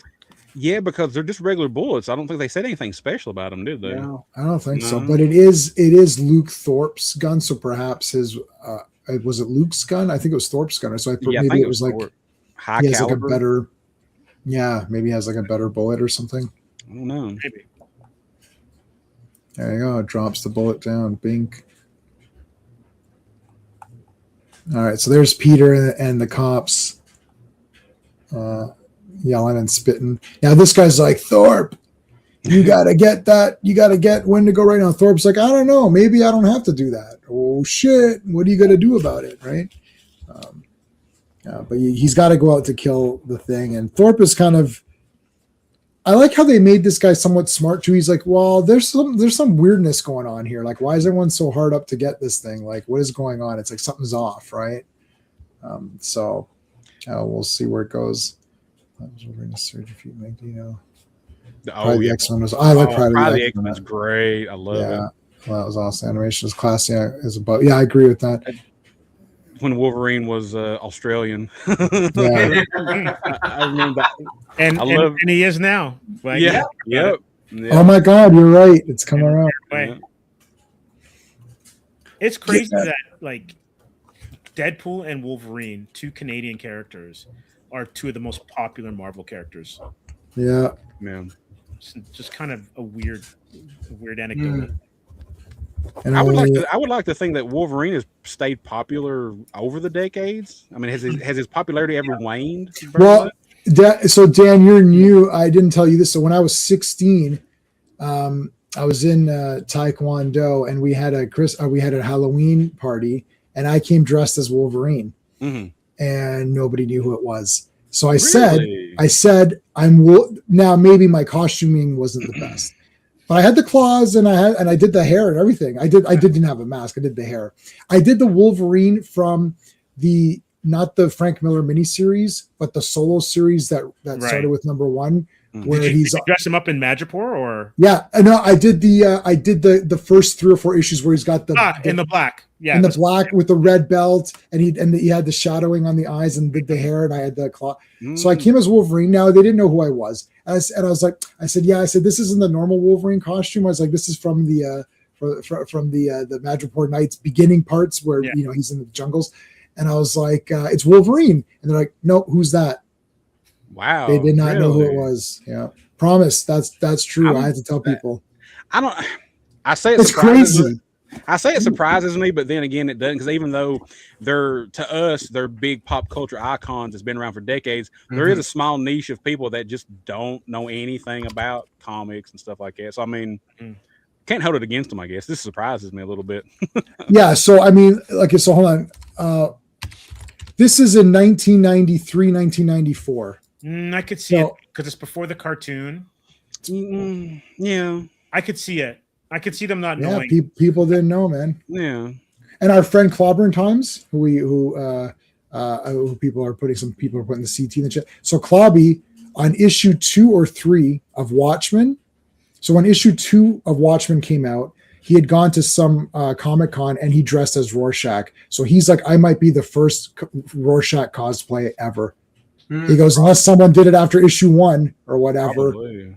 I mean, that's awesome. And Rorschach's the greatest character ever. So it's like, or one of them. He's a great character. Nice. He's smoking. He just completed his. I love the smiles and the grins that Todd gave Logan in this book here. Yes. he doesn't smile very often, I don't think so. Yeah. Nope. He's enjoying a cigarette. He just saved a Wendigo's life. Having a cigarette. And I like him. He's like, yeah, before you rip my head off, let me let you know what's going on. And they shake hands. I wonder if it's like the Mega Power shaking hands. Oh. Yep. It's the Mega Powers. There they are. When you figure out, like when the mystery is resolved, then all of this interaction makes total sense. Yeah. Mm-hmm. Right? Oh, this is a very cool. see different kinds of shading and stuff. Very neat. Mm-hmm. Spider-Man in contemplation here. This image was used 4 million times on Spider-Man stuff. Yeah. Like I saw this all over the place. So there's Wolverine now digging everything up. Rorschach Prime, Yeah. I've got to find something. Wendigo. Okay, what's going on here? Something's going to happen. I'm going to mention the next comic, but Wolverine asked Spider-Man to do something. And I literally went like, are you effing kidding me? If I was asked to do that, I would be like, F you, I'm out of here. Well, I mean, Spidey kind of does that. He's like, wait, huh? I read it twice because I was like, he didn't just ask him to do that, did he? Yeah, it's coming up in this one. Another great poster. Another great one. Now, how intelligent? I know I'm asking a lot of questions. I apologize. How intelligent is Wendigo? Not very. That Not is very. I assume he's a beast, right? Yeah, he's pretty feral. Because basically he comes about through cannibalism. Yes. Right? Okay. So I think it was an Alpha Flight. Was it Alpha Flight 17 or whatever, where they kind of get into the origin of it? I think I have that one. It's a flashback to when Logan goes to visit Heather and they start talking about Mac and stuff. And so it started with cannibalism around the fur trapping era. Yeah. And then it just, that's, I guess, when, at least in Marvel, it was popularized. But it was never any kind of sentience where, like the littlest hobo or whatever, after a while you can befriend it. And it would then kind of follow you and do stuff. So the stuff that you're seeing in this was the first time it's ever been portrayed that way. But it kind of makes sense when you find out who the host is. Yeah. Okay. The thing too is that like in the way they explained it in Ravenous was cool because it was the cannibalism thing, and what it is like you get to the point where if you consume another person, you almost gain their power or their strength, right? And if you do it enough, you can just get to where like you can't even be hurt anymore. But then that's when you're becoming. Now in the Marvel comics, they're just literally making it a monster, like it's just a monster, like an actual monster. Versus at least in the Ravenous movie, you're a human, but you're just a bit more stronger. Ever. And Wendigo brought to you by L'Oreal. Yeah. Like watch her now. Yeah, I asked because I was just curious because you could tell the way that they did it here, like he was understanding a little bit of what Logan was saying, I believe. I was just curious, like what the level of intelligence was. I think Logan can communicate better with animals and stuff too. This is like one of those Marvel role playing game things. He's got animal empathy or some shit or whatever it is, right? Like for sure, plus one column shift or something. For animal empathy. Column shift, of course. Yeah, plus one column, plus one CS. That's right. Love it. There's only our buddy Classic Comics. He knows that one. Other than that, nobody knows what I'm talking about. Whenever I throw these weird ones out, plus one CS. What are you talking about? It's like if you know, you know. Yeah, it's plus one column shift. Robert Carlyle. Yeah, he was in thingy. Would have been for a proper MODOK? Interesting, yeah. Like MODOK got the shafts in that movie so badly. I'm like, are you kidding me? MODOK is actually a scary ass character. I have no idea why people are treating him as a joke. Yeah, I don't get that either. Because they're looking at the appearance and think, oh, he's a goofy character, but actually you could really make that scary because you could do creepy. If you switch it to creepy mode instead of goofy mode, there's some characters that can flip it. They can look totally goofy, or they can look really creepy and weird depending on how you portray the makeup and stuff. They could have done something very cool with that guy. But you know what's frustrating is if you watch a lot of anime, some of their character designs are ridiculous. Yeah, almost. Bordering on comic. But once they're in the story, you respect whatever their power set. Yeah. So I don't understand why you would look at MODOK and go, "Oh, that's a joke character." No. Look at what he's done through the history of his comic books. He's a bad man. Like, yeah. His name literally, you can decide the M however you want it, but it's mobile, mechanized, whatever you want to say. Designed to kill. It's Yeah. designed only for killing. Yeah. What's funny about that? Yeah, he's a murder machine, man. Yeah. And if I'm not mistaken, he's also one of the reasons why we have Red Hulk. Yes. Oh, I Yes. didn't know that. Yeah. Yeah, because I guess they just go by his appearance. Little, the little limbs and the big head. Like, oh, that's goofy looking. We can make him funny. All right. Yeah, but the way they did him in Ant-Man, oh my god! I saw a clip of that, and I'm just like, All right, there's Wolverine. All right, so where is he? They just found another body. Okay, I need you to babysit for a while. Now look how Todd drew Logan here. He's like crazy feral looking right here. Yeah, Right. He's feral, but like there you see, I need you to babysit for a while. I was like, are you out of your mind? Yeah. yes, Spidey's like, yeah, he's like, I'll go get the Mounties. Like Dudley Do-Right's gonna be able to do anything. Yeah, exactly. He should get Chris Parker to babysit. That's from Adventures in Babysitting. Love it. Elizabeth Shue. Yeah, so he's like, I got to go to town for a while. When do you go? And he's like, okay. What the hell? What is that? Like, Spidey, just turn on the TV, put Brady Bunch on, and he'll just stare at the TV or whatever. That's it. I love how Todd does these expressions with Spidey's face and the mask. Yeah. Even there's one later on down here where he smiles and you can see the mouth lines in the mask when he's smiling at Wendigo.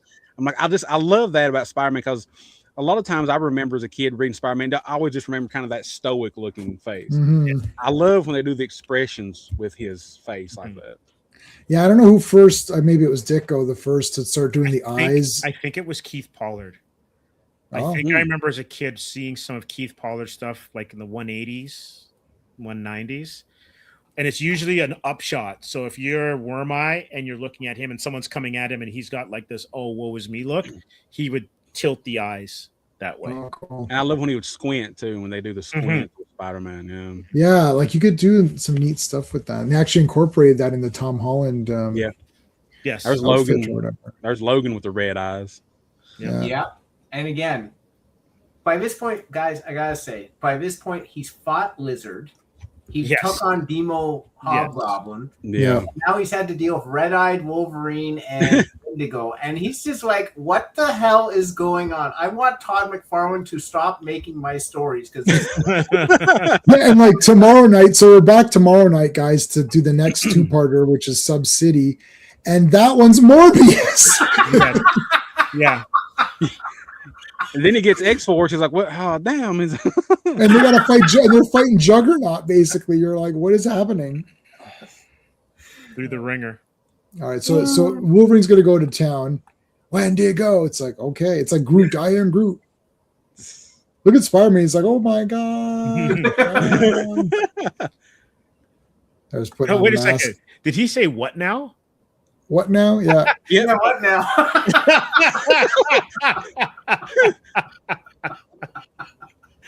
And there's like a dead body as well.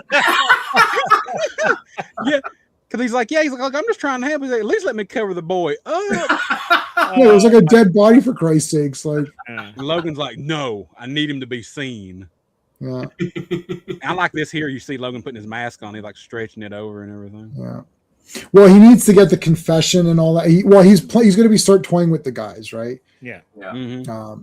We're getting to the conclusion here of the mystery where basically like you're going to find out it's a human, and but there's a little bit of they try to throw a secondary twist in there, which that didn't. I don't think that worked for me. But anyways, it's like, now wait a minute. How long am I supposed to wait? As long as it takes. And then he's like, you better get your hand off me. Yeah. And those eyes go from white to red when he says, I gotta get your hands off me. Get your hands off me. All right, next we're gonna get to the he grabs the throat. Oh, dude, yeah. Oh man. Because Spidey asked him, he's like, why should I listen to you? Yeah. 3 reasons. Yeah. I think you should listen to this, man. Just saying. And I love it. Logan's like, you don't want to know reason number 3. And that cloud just comes right up to his nose. I love he pokes him right in the nose with it.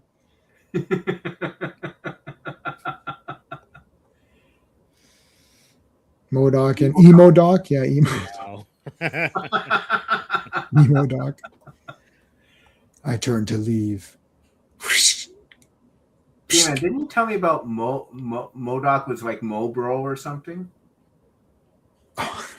There was something where he was like it was like Mobro or something. Oh, wait a minute. Or was that in the newer Iron Man comics?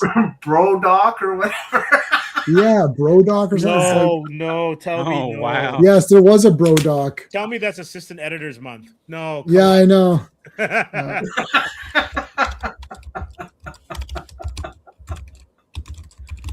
Let me see Brodoc. Jesus.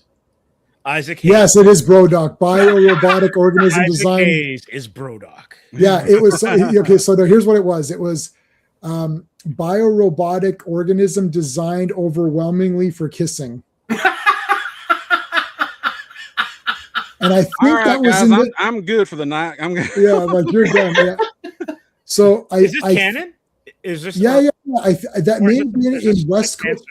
There was a West Coast Avengers Volume 2, which I promptly sold at the last show when I completed it because it's brutal.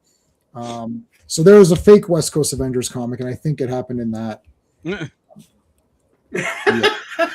So if you didn't collect West Coast Avengers Volume 2, you missed Brodoc. I gotta look this up. This is Look it up. It's legit. Look up Brodoc Marvel. It's unbelievable.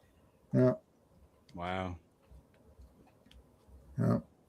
Yeah. Yeah. I like this because this is basically when Wolverine says he's stupid because he just keeps trying. Yeah. And then the Wendigo does, and he's like, okay. He's doing everything in his power not to be left alone with the Wendigo. Yeah, and he's like, oh. And we got Wolverine in the cowboy look. Cowboy hat and little jacket, yeah.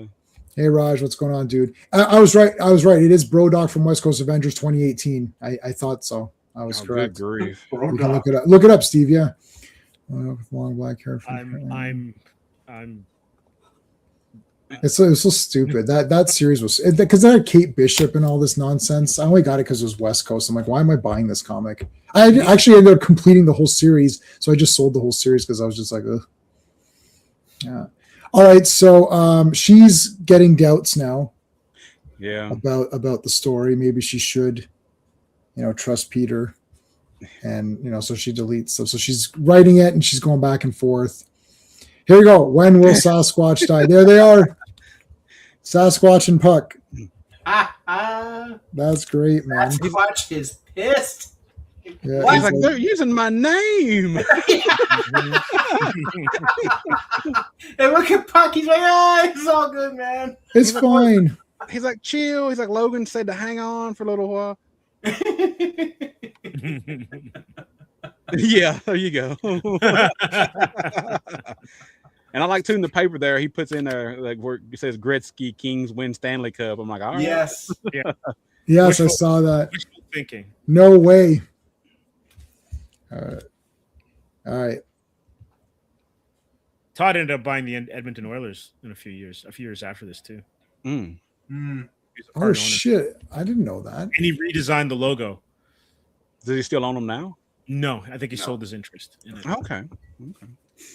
That's crazy. I thought it was funny too earlier before Logan leaves Spidey with Wendigo. Spidey's like, yeah, what if he goes after the body? And Logan's like, I told you, he doesn't eat human meat yet. Spidey's just like, what do you, huh?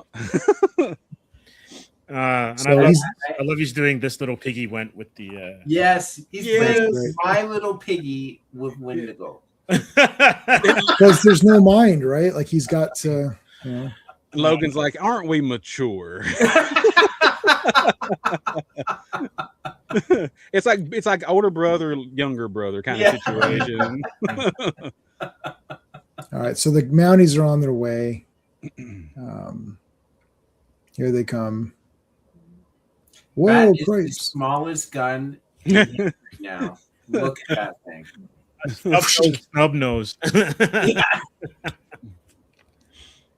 How's that even possible? I have no idea. Yeah, I remember reading his bio in the Oh wow, I didn't know that. Okay. Yeah, that's why he's in Yeah. pain all the time because he's actually been shrunk. Mm. Yeah. I don't think he counts as a mutant, does he? No. No, Spider-Man is not a Yeah, mutant. He's No. not. He's an altered human who rolls on a different table in the Marvel role playing game. Everything I know about Marvel is from the TSR Absolutely. Marvel Advanced role playing game. So no, he's called an altered human. Different category. All right. Oh, cool. This is really cool. Having the different lighting and stuff. And I did like in this story, like you said earlier, J-Man, about where Parker's like, yeah, Spider-Man can't be seen, so I have to do my Spider-Man stuff at night. And he says it here. He's like, yeah, I use the web and it'll dissolve in an hour. Yeah, so there'll be no trace or whatever. It'll still be on them. They'll still say, hey, just Spider Dude got me or whatever. They have no evidence, so. True, yeah. And they're all crazy or whatever. So he's fighting off everybody. What was this guy's name again? The inspector. Cran, right? Yeah, I think so. Cran, something like that. Yeah. Yeah. I love this. He's got the fist to the head, the claws. So Spidey was fighting the cops there. And Wolverine looks mega happy to be doing this. Look at the grin on him. Yeah. Get them pearly whites. I don't think I've ever seen Logan smile so much before in a comic. Yeah, it's the manga mouth. Unless he's smacking Scott around, maybe, Yeah. That's the only time he's happy.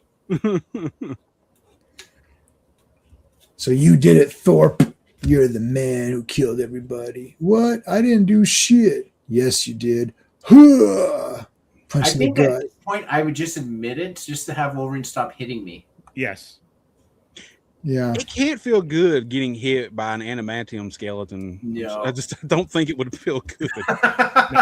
He might be pulling his punches to sell the. Maybe. Because this is one of the fake outs here, right? Yeah. I actually didn't. To be honest, I didn't really understand what was the need of the fake out here. Like, did someone pick up on why? To get the inspector to confess. Yeah, I could have just scared him into confess. I don't know. It's just weird. It's just like I think I might have missed the point, but I think that is sort of the point, but I'm missing the point of the point. It's so you can fill the 22 pages. Yeah, that's what it's all. And then I didn't know that Spider-Man was a Michael Jackson fan. To the extreme, for sure.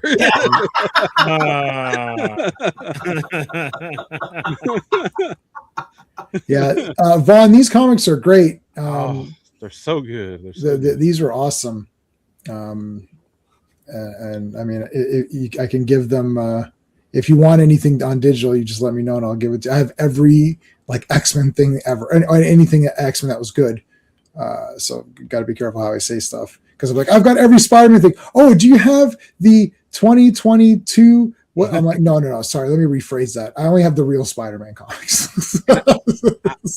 I love them when those other panels there too. How Wendigo comes up behind the inspector, kind of out of the shadows. Oh, just huge tower. Yeah, that is awesome. God, he's huge. Just comes right up behind him. He's like, oh. Yeah. Hey, Chris, how's it going, dude? Chris is here. Put a link up. Great topic. Yeah, Todd using Sam Keith style Wolverine's mask. Yeah, these are all very, very cool. See, the thing I think they keep forgetting is the Wendigo is involved, and the Wendigo is one scary looking monster. Dude. Yeah. Mm-hmm. For sure. At that point, if I'm guilty, I'm probably just confessing because the alternative is this thing's going to eat me. Yeah, I think Cran was banking on Luke Thorpe being able to eliminate the creature, and he could just sweep all that and say it was the creature. Yeah. Except the fact that Wolverine's got the tracking and the smelling. Mm-hmm. There's also common sense. Some of the bodies were clothed and some of them were nude. So why would the killer operate that way? Why would a creature either just rip the clothes off and eat it, right? Or why is just a leg missing or something? Or it's just a lot of weird things. I've watched all 14 seasons of Forensic Files and I've seen every episode, and you're not getting away with, even in Canada, you're not getting away with it. It's like you're going down. Like there's DNA everywhere. I saw a forensic files where it was 20 years later. They had remodeled the house, and these guys came in with the stupid lights and found and scraped a little piece of whatever blood, got the DNA guys done. I'm like, really? It was a 10-year-old crime. The house was sold to 2 people in 10 years, and the newest owners redid the floors, and they scraped a little bit of blood, and they're like, yeah, you're done. You're not getting away with anything. I mean, it'd have to be like, what was that movie? Henry, Portrait of a Serial Killer. But that's a fake. It's fake because no human operates that. I don't know if you've seen Henry, Portrait of a Serial Killer, where he literally kills someone and then drives to a completely new town and uses a different MO to kill someone else. It's like, which would be impossible. Like no human work, like, because the killer's mind doesn't work that way. They have to do what they're compelled to do. That's why they have those profilers who can figure out the patterns, right? Mm-hmm. Like Thing was fake in that movie. Like he'd shoot someone. Michael Rooker, he'd shoot someone. Then he'd drive to another town and then stab someone in the throat. You're like, so they wouldn't think those are related crimes, but it's impossible. Like who's going to do that? And it was told in like this documentary style to make it seem more realistic. It was very interesting. I love the Max. Yeah. Go ahead. Sorry, Stephen, what were you saying? No, it's told in this documentary style. Henry, Portrait of a Serial Killer. Oh yeah.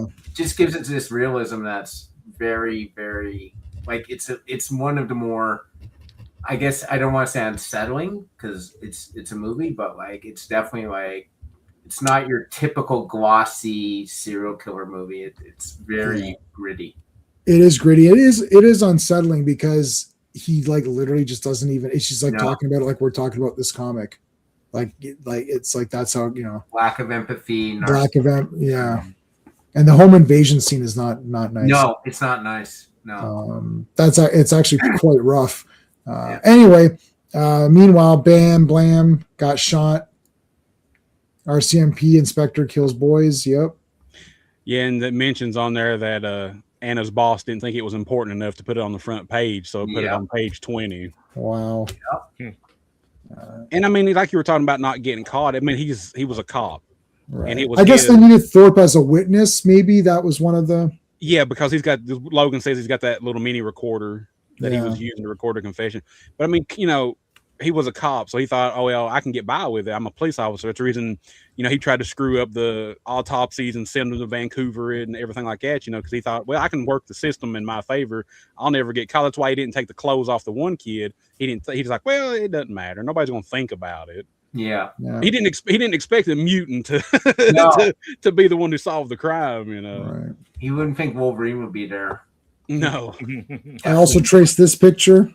Yep. And Kron ended up getting killed by the bounty hunters and stuff that he was employing, which is cool. Yeah. Get some poetic justice, I suppose. And now that him and Melvin are going back home, back in black. Dun, dun, dun, dun. Yeah. That'll be tomorrow night. This cover, I love this cover. Yeah. Yes. All right, so that'll be tomorrow night. We still got time, so we're going to still go for a little bit more because I want to talk about Brand New Day. I'll be seeing that tomorrow. Do you think it'll do better than No Way Home? It's already doing better. It's already done better than No Way Home. Has it already? Oh, okay. I don't know. It's outrageous. It's the pre-sales. It made more in opening night pre-sales than Supergirl made in its entire run. And the movies, it's like it's already beat Supergirl. The movie didn't come out. Well, we expected that to happen. Yeah, but like the movie's not out yet. Like you think like it's crazy. Because like it used to be J-Man. Mm-hmm. Like depending on where you lived, like when I lived in Mississauga, you could get a 2:30 showing. Oh yeah, no problem. And on opening night, you could go 2:30 in the afternoon or 4:00, and you'd get in, and it'd be no problem. Right. This thing has been sold out for weeks. Every showing. And I heard this is the first movie that was filmed specifically for AVX, the one where it projects it on. I'm seeing it in AVX because they couldn't get into any IMAX theaters because of Odyssey. So instead of missing out on IMAX, they just filmed it for the AVX. So there's going to be some scenes that are specifically designed for that. Since you're already talking, what have you got on your channel? We'll do we'll do the shameless plugs now, and then we'll do freeform talk after this. So I was able to see Spidey on Monday night. Yep. And so I have my review spoiler free up there. And then we also today covered the aftermath of SDCC, the casting of Gosling and Johnson as the new Ghost Rider and Black Panther, and also dipped into a little bit of Spawn stuff, because apparently Todd has a cartoon version that's been absolutely like shelved. They've done all the voice work, everything like that, but they shelved it. So it's this close to coming out, but for whatever reason, he decided to put the kibosh on it. And Mark Hamill is apparently... They should just bring it out. They should just bring it out. Yeah. Dan, what's coming up on your podcast? We just released our Month of Action episode for Charlie. That was Superman in Action Comics number 775. What's so funny about Truth, Justice, and the American Way, where he fights. Oh, that is awesome, Manchester Black. Yeah, he fights the Elite. Yeah, I remember watching the animated movie adaptation, but I never actually read the comic until this time. The comic book's awesome. Actually, that movie wasn't too. That should have been this James Gunn movie. Yeah, because that would have tested Superman. Comes out looking like a hero. He's fighting guys who are the cooler guys or whatever. You know, Superman's not cool. We're badass guys and all that. That would have been better. Anyway, sorry. Yep. So yeah, that just dropped today. Also starting to do a new segment on our YouTube channel where I'm talking about my personal toy collection, doing some figures and stuff. The first video got released where I covered the 1988 version 2 of Destro and his Despoiler vehicle. And then our next episode we're going to be recording next week for the 40th anniversary of Transformers the movie. We're going to cover the 3-part comic book that they did back in the 80s. I got the hardcover of that coming out. Hey Dan, did you hear that they're going to release a new footage? Yeah, we'll talk about it. I did. I'm curious what they're going to do about it. I don't know. It's bullshit. We'll get to that in a minute. Okay, so that's that. Steve, anything you want to mention? I'm just starting a new short story. It's called Ripcord. It's not the G.I. Joe. Not that Ripcord. So like I'm this is actually going to be for my 8th book. It's going to be a short story collection. There's a whole story behind why I'm doing this, and I don't really want to get into it right now, but I'm going to write up a few short stories, including a couple of screenplays I wrote but never bothered to do anything with, so I'm going to just convert them to short stories. And at Death's Door, which J-Man knows about, I'm going to write a short story for that one. Awesome. For me, we're back tomorrow night. Talk about Sub-City. Friday's Fantastic Four. And then Avengers is on Monday. So there you go. All right. So, okay, the Transformers thing really quickly. Why is there new footage? I don't know. Just let it be the movie on its own. I have zero interest in new footage. I love that movie. It's one of my favorite movies of all time. It's my favorite animated movie. Also like Fire and Ice, but like that's my favorite animated movie. I love Transformers. My entire back here is Transformers. All this, it goes up all the way, literally to the ceiling. That's literally touching the ceiling. All that's Transformers. Plus, I got like G1 stuff, vintage in the glass cases. Love Transformers. We will do Transformers once G.I. Joe is complete. We'll do deep dive Transformers. So I have no idea. I saw the movie in the theater as a kid. I didn't cry when Optimus Prime died. I thought, okay, shit, he's dead. That's crazy. And I love Rodimus and Ultra Magnus and Cyclonus and Galvatron and all those guys. I don't want anything redone. I don't want, they're going to do season 3 over again, or they're going to continue. I don't want any of that. I like the first 2 seasons, the movie, the 3rd season, forget Rebirth, Headmasters. Here's what they should do. Take Headmasters, Master Force, and Victory and redub them and clean them up and release that, like the first 2 seasons, the movie, the season 3, and then all those 3 series as one mega pack on Blu-ray, and then put the Rebirth saga as a special feature all meshed together. And that's what I want. Yeah. That's what I want out of this. I don't want any of this crap, like, because we're like, I can't watch the Japanese ones because there's subtitles, so I don't know. Well, it's G1. It's like Cyclonus is in it, Galvatron is in it, like Bumble, like Goldbug is in it, like Blaster is in it, Soundwave and Blaster fight each other and they become Sound Blaster and Twincast. Like it's like, oh, I don't know about the Headmaster stuff. Well, you can't ignore it because it's part of Transformers. Like saying it's G1, like some people ask me, what's your favorite G1 villain? I'm like, Scorponok. They're like, oh wait, Scorponok, what the hell's that? Oh, that's from Headmasters and he's the friggin' best. It's like, oh, okay. It's like, yeah, it's like, who's the best Decepticon leader? I'm like, Scorponok? What? It's like, if your answer is just going to be Megatron because you've only seen what you think in your mind is G1, then fine. But like, in my mind, it's all of this. So it's up until they stop the continuity. Once they break the continuity and restart an entire series, that's the same thing. So this movie is perfect. I love every second of it.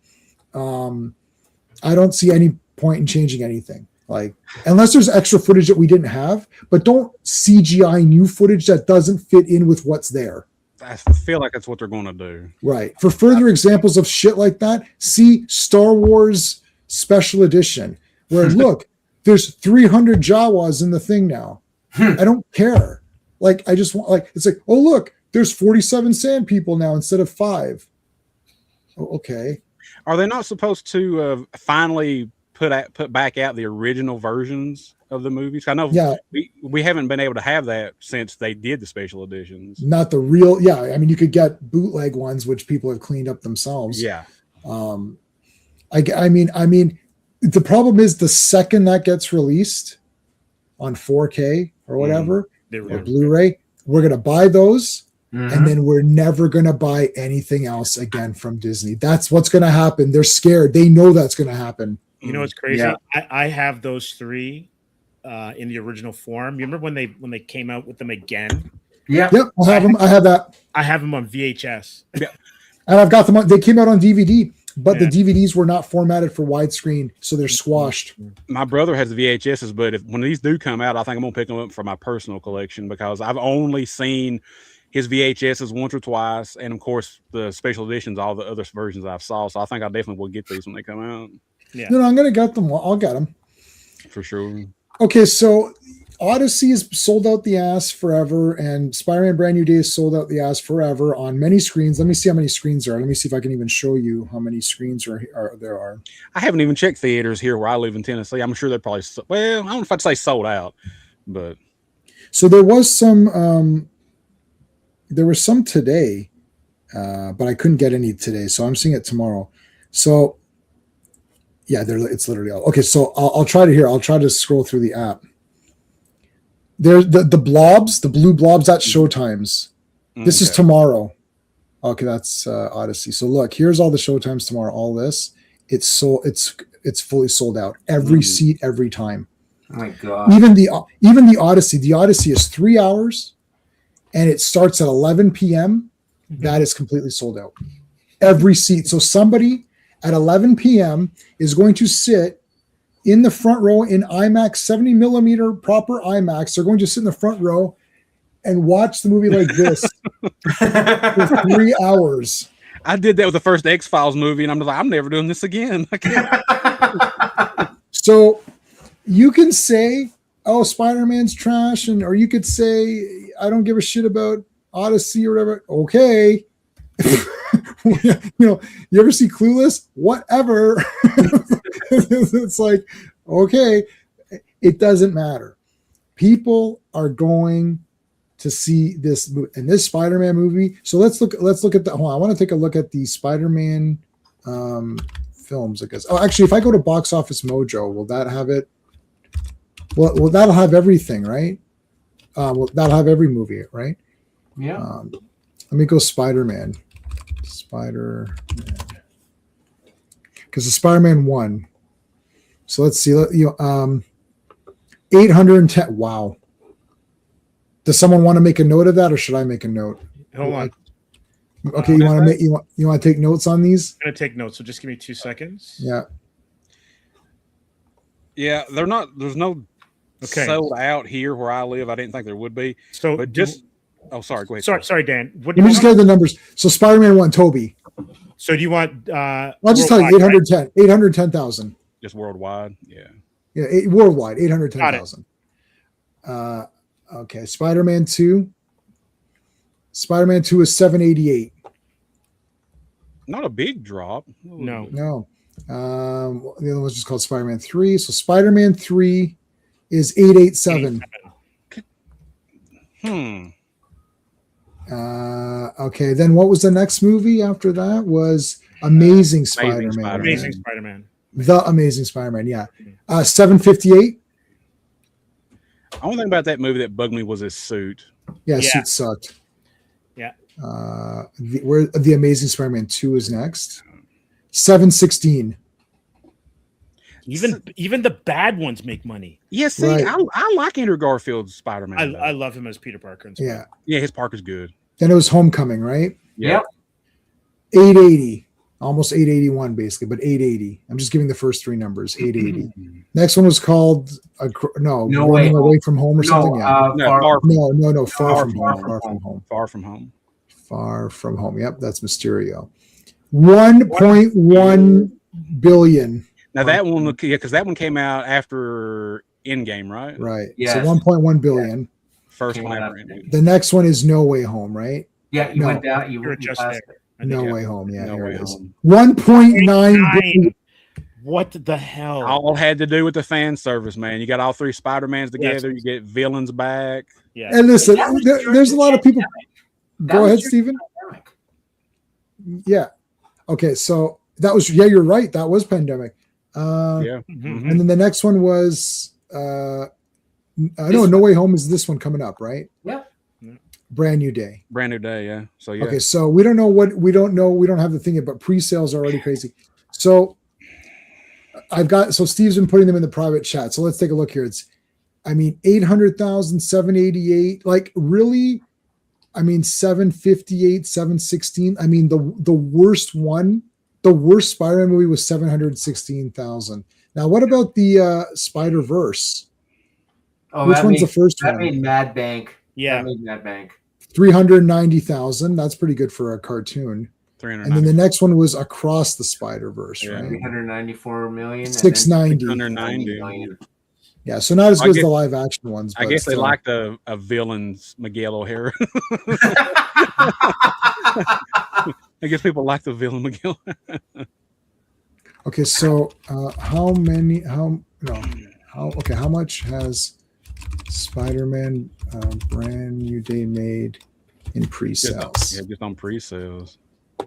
100 100 million, million. Oh, and over 100 million worldwide. Because you were doing the worldwide numbers, Jay. Yes. So 100 million. So what was Supergirl's final thing? Sorry, I have to beat it I up. think it's 100 million was what it just said. That was just in North America right now. 124. Wow. 124 million. Yeah, and she's 12,000. 124,000. Oh, 124 million. for Sorry. me, and she's already hit digital, so Yep. she should be out of theaters by now. I think she's already hit digital. Like it's absolutely like James Gunn has managed to kill the franchise in 2 movies. James Gunn's amazing. Everybody online says so. Oh, yep. Yeah, you know what's funny about James? People are giving James Gunn the pass on the Suicide Squad. That bombed too. It's like the Superman didn't do well either, right? Like It made 600 and something million altogether, I believe. Was it 600? I think it was a little over 600 million. Superman look, did 168,000 million. for Suicide Squad. 168 million, man. 168 million. 168 million, yeah, It- 168 million. So that really didn't blow Supergirl out of the water. No, No, No. not really. and then I this watched one did better. Look, Suicide 748. Squad. Yeah, that one. Yeah, That one did better. How And did then the what? Batman? How did Matt Reeves the Batman do? I think it did 700, 770. 770. I like that movie. I like that. Yeah, movie. I mean, I And didn't like it, think but about it. As good as that movie was, good. it only is 60 million more than the worst Spider-Man movie. Mm-hmm. That's what I'm saying. It's like Spider-Man. Yeah. Sorry, guys. The Batman. Let me see if I can do this. The Batman was literally. You're on mute, unless you meant that. Sorry, the Batman was this. I hit the wrong button. This is the Bat. He disconnected. It looked like Warner Brothers. Warner Brothers got a piece of him, or Bruce said. Okay, The Dark Knight was 1 billion. Oh, for sure, gotcha. Yeah. Well, and plus it had been re-released a couple of times too, so you have to factor that in too on Dark Knight. All right, let's see Odyssey so far. 680 for a 3-hour movie. That's phenomenal. You're back. It'll hit billion before it's out of theaters.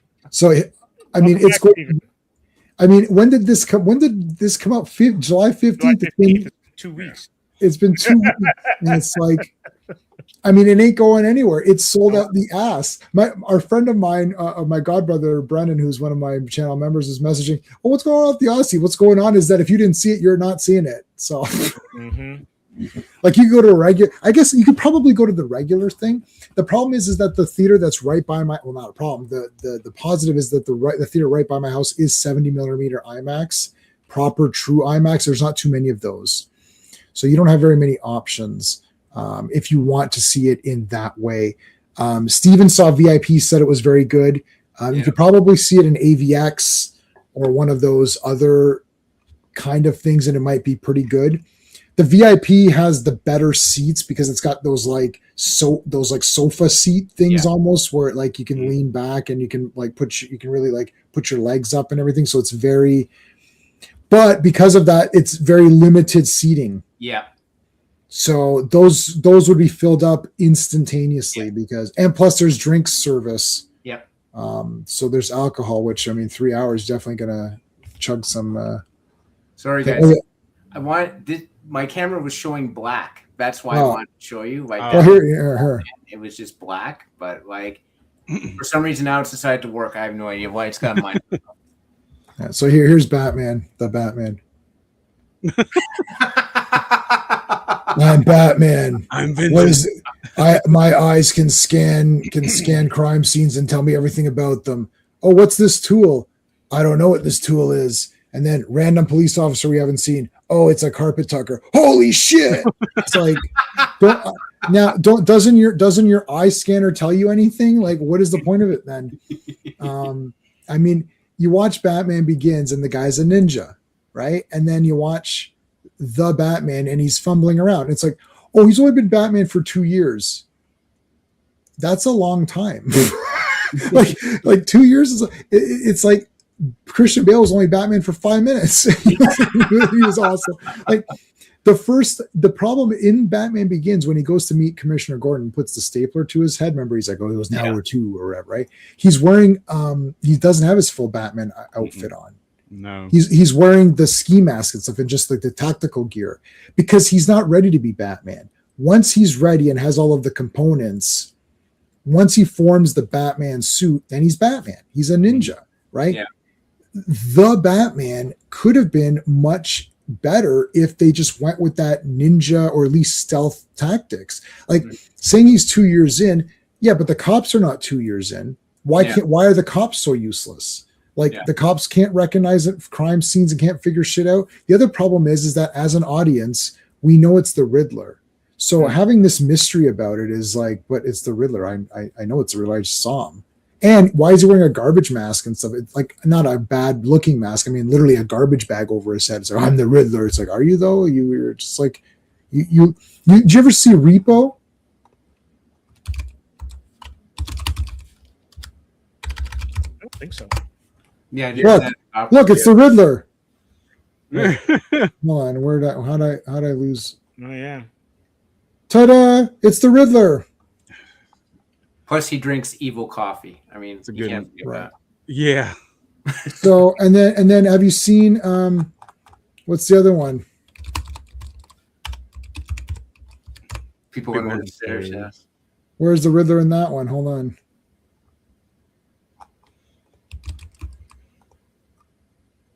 Look, it's the Riddler. If you go to my Twitter, that's the Gimp from Pulp Fiction. Yeah, that is the Gimp. Yeah, my Twitter, I gathered together 6 pictures of the exact same thing, and I said, which one of these is the Riddler? It's like, first of all, yes, one of these actually is the Riddler. Secondly, which one is? It's like, I mean, who was the other? There's at least 4 or 5 characters. Like, why does this guy look like? The first thing I thought of was Repo. I'm like, why does this look like Repo? It is repo. Like, I don't know what to tell you, because now I saw this in the theater. Like, look, this is the Riddler. Yeah. It's like almost exact. Yeah. See, like there's like a, better picture of him that way. This is a very weird movie if you haven't seen it. That's awesome. It is pretty awesome. Yeah. Is that Hilton in this movie? Yeah. Who? Which one? Like who? Paris. No. Yeah, that's Paris. Yeah. Hilton. Oh, it is Paris Hilton. Oh, yeah, Yeah. she was in it. That's right. Oh, yeah. Yeah, She she doesn't plays do anything. Ed, Paul too. Sorvino's character's daughter. Yeah, I don't think she does much, though. I can't remember her doing very much. Not in it a huge amount, but she's in it some. Man. Arliss was fun. Arliss was pretty funny. As a show. Arliss. Oh, so I remember that show. Yeah. Thought it was a green gardening. Yeah, thing or for mulch and compost. Yeah. So anyway, so Spider-Man. Okay, so let's, but without spoiling it, and you're gonna have to spoil a little bit. Does Scorpion ever have a mask or helmet in the entire movie? Do you want me to answer this now? Yes or no? No. No. See, it's brutal. That's brutal. That's an absolute fail. How could he not have a mask? I will say this. I didn't put this in the review. And if we ever do a brand new day where We will. wrap it up after you watch it, Yeah. dig into it some more, there are parts of it that I really like. But the sub, like, they don't connect, if you Right. understand what I mean, to make a cohesive movie. Mm. So it's like a bunch of cool set pieces or like fan service, but I almost feel like the fan service that's in there is to shut up the comic book people, Mm. right? Oh, I understand what you're So saying. it's like, we gave you these covers, Yeah. we gave you these scenes, we gave you Tombstone, we gave Yeah. you on and on and on, but do we get a movie Mm. Right. that makes all those things mean something? And so, like, there's a lot of setup that without any payoff in a lot of things. It's basically to set up the MCU. It doesn't mean that you may not enjoy it. Mhm. It doesn't mean that there aren't great things. Like I like some of the cast when they're together, like when Ned, MJ, and Peter are together, the movie elevates for me personally. Mhm. Their chemistry is undeniable, and the movie needed more of that. But there's a lot of it's a Marvel team up movie, and this is what I said in my review, where it's like, imagine you're going on a tour to the Mediterranean, right? And you get to spend one night in each port. It's a 7-day cruise. Mm-hmm. And then you're in the city or the port of choice. You go to Italy, you go to Greece, whatever, and you hit like the Necropolis, and then you hit like you get to Florence, and then you go to Tunisia, and you go to like the tourist spots in those areas, right? And then so you went to Europe, you went to the Mediterranean, and you had a great time, but you really didn't get the authentic stuff. You didn't go where the locals went to eat. You didn't go to where the locals go to theater, where they shop, to get like the real flavor of that place. Right. You got the curated version of those cities, right? Mm. And that's what this movie's like. So you're going to get the homages to the covers. Mm-hmm. And there's some serious callbacks in there that if you're a Spidey fan, you're like, oh, that's interesting. That's really cool. But they don't make for this movie to be cohesive or authentic. So, Steve, would you say it's almost like someone took a block of Spidey comics and they brought it up and they lifted it up, so they got it here and they flipped through and they're like, oh, that's cool. I'll put that in the movie. Oh, that's cool. I'll put that in the movie. But they didn't read the story. Or even if they read them, they Yeah. made the decision that this movie is going to serves this purpose. Right. So say what you want about the Nolan films, whether they were slow, whether the last movie wasn't great. His goal was to tell a Batman story. Yeah. From start to finish, Yeah. in his own way. Yeah, I agree with that. And the reason why I like that last one is because even in as normal a Nolan like universe is, you can point to and say, hey, you have your Robin, you have your Ra's al Ghul, you have him being, immortal, Catwoman. You have all those things. You don't have them as what you would expect in a Batman film, but you have them based on how that's set up. In this one, you have the best rogues gallery. I'm saying it right now. The best rogues gallery in all of pop culture, All right. and you don't utilize it. I know, like, and I want to close the poll, and let me close the poll, and then I want to address the Rogues Gallery thing in a second. So, Perceptions was amazing. Best Todd story, 31%, 13 votes, 31%, 54% say as good as the other stories. Not really digging this series was 8%, and Todd sucks is 8%. So a couple of people weren't as pumped up into it. Okay, yeah. So Sean had said this before when we were talking about the Rogues Galleries. And he Al, said, hold on a second. Al, I did not spoil a cast member. She was on IMDb forever. It doesn't matter. I'm going to spoil it. I'm going to look at it and spoil it myself, even though I'm seeing it less than 12 hours from now. I'm seeing it in like 15 hours, and I'll still spoil it for myself.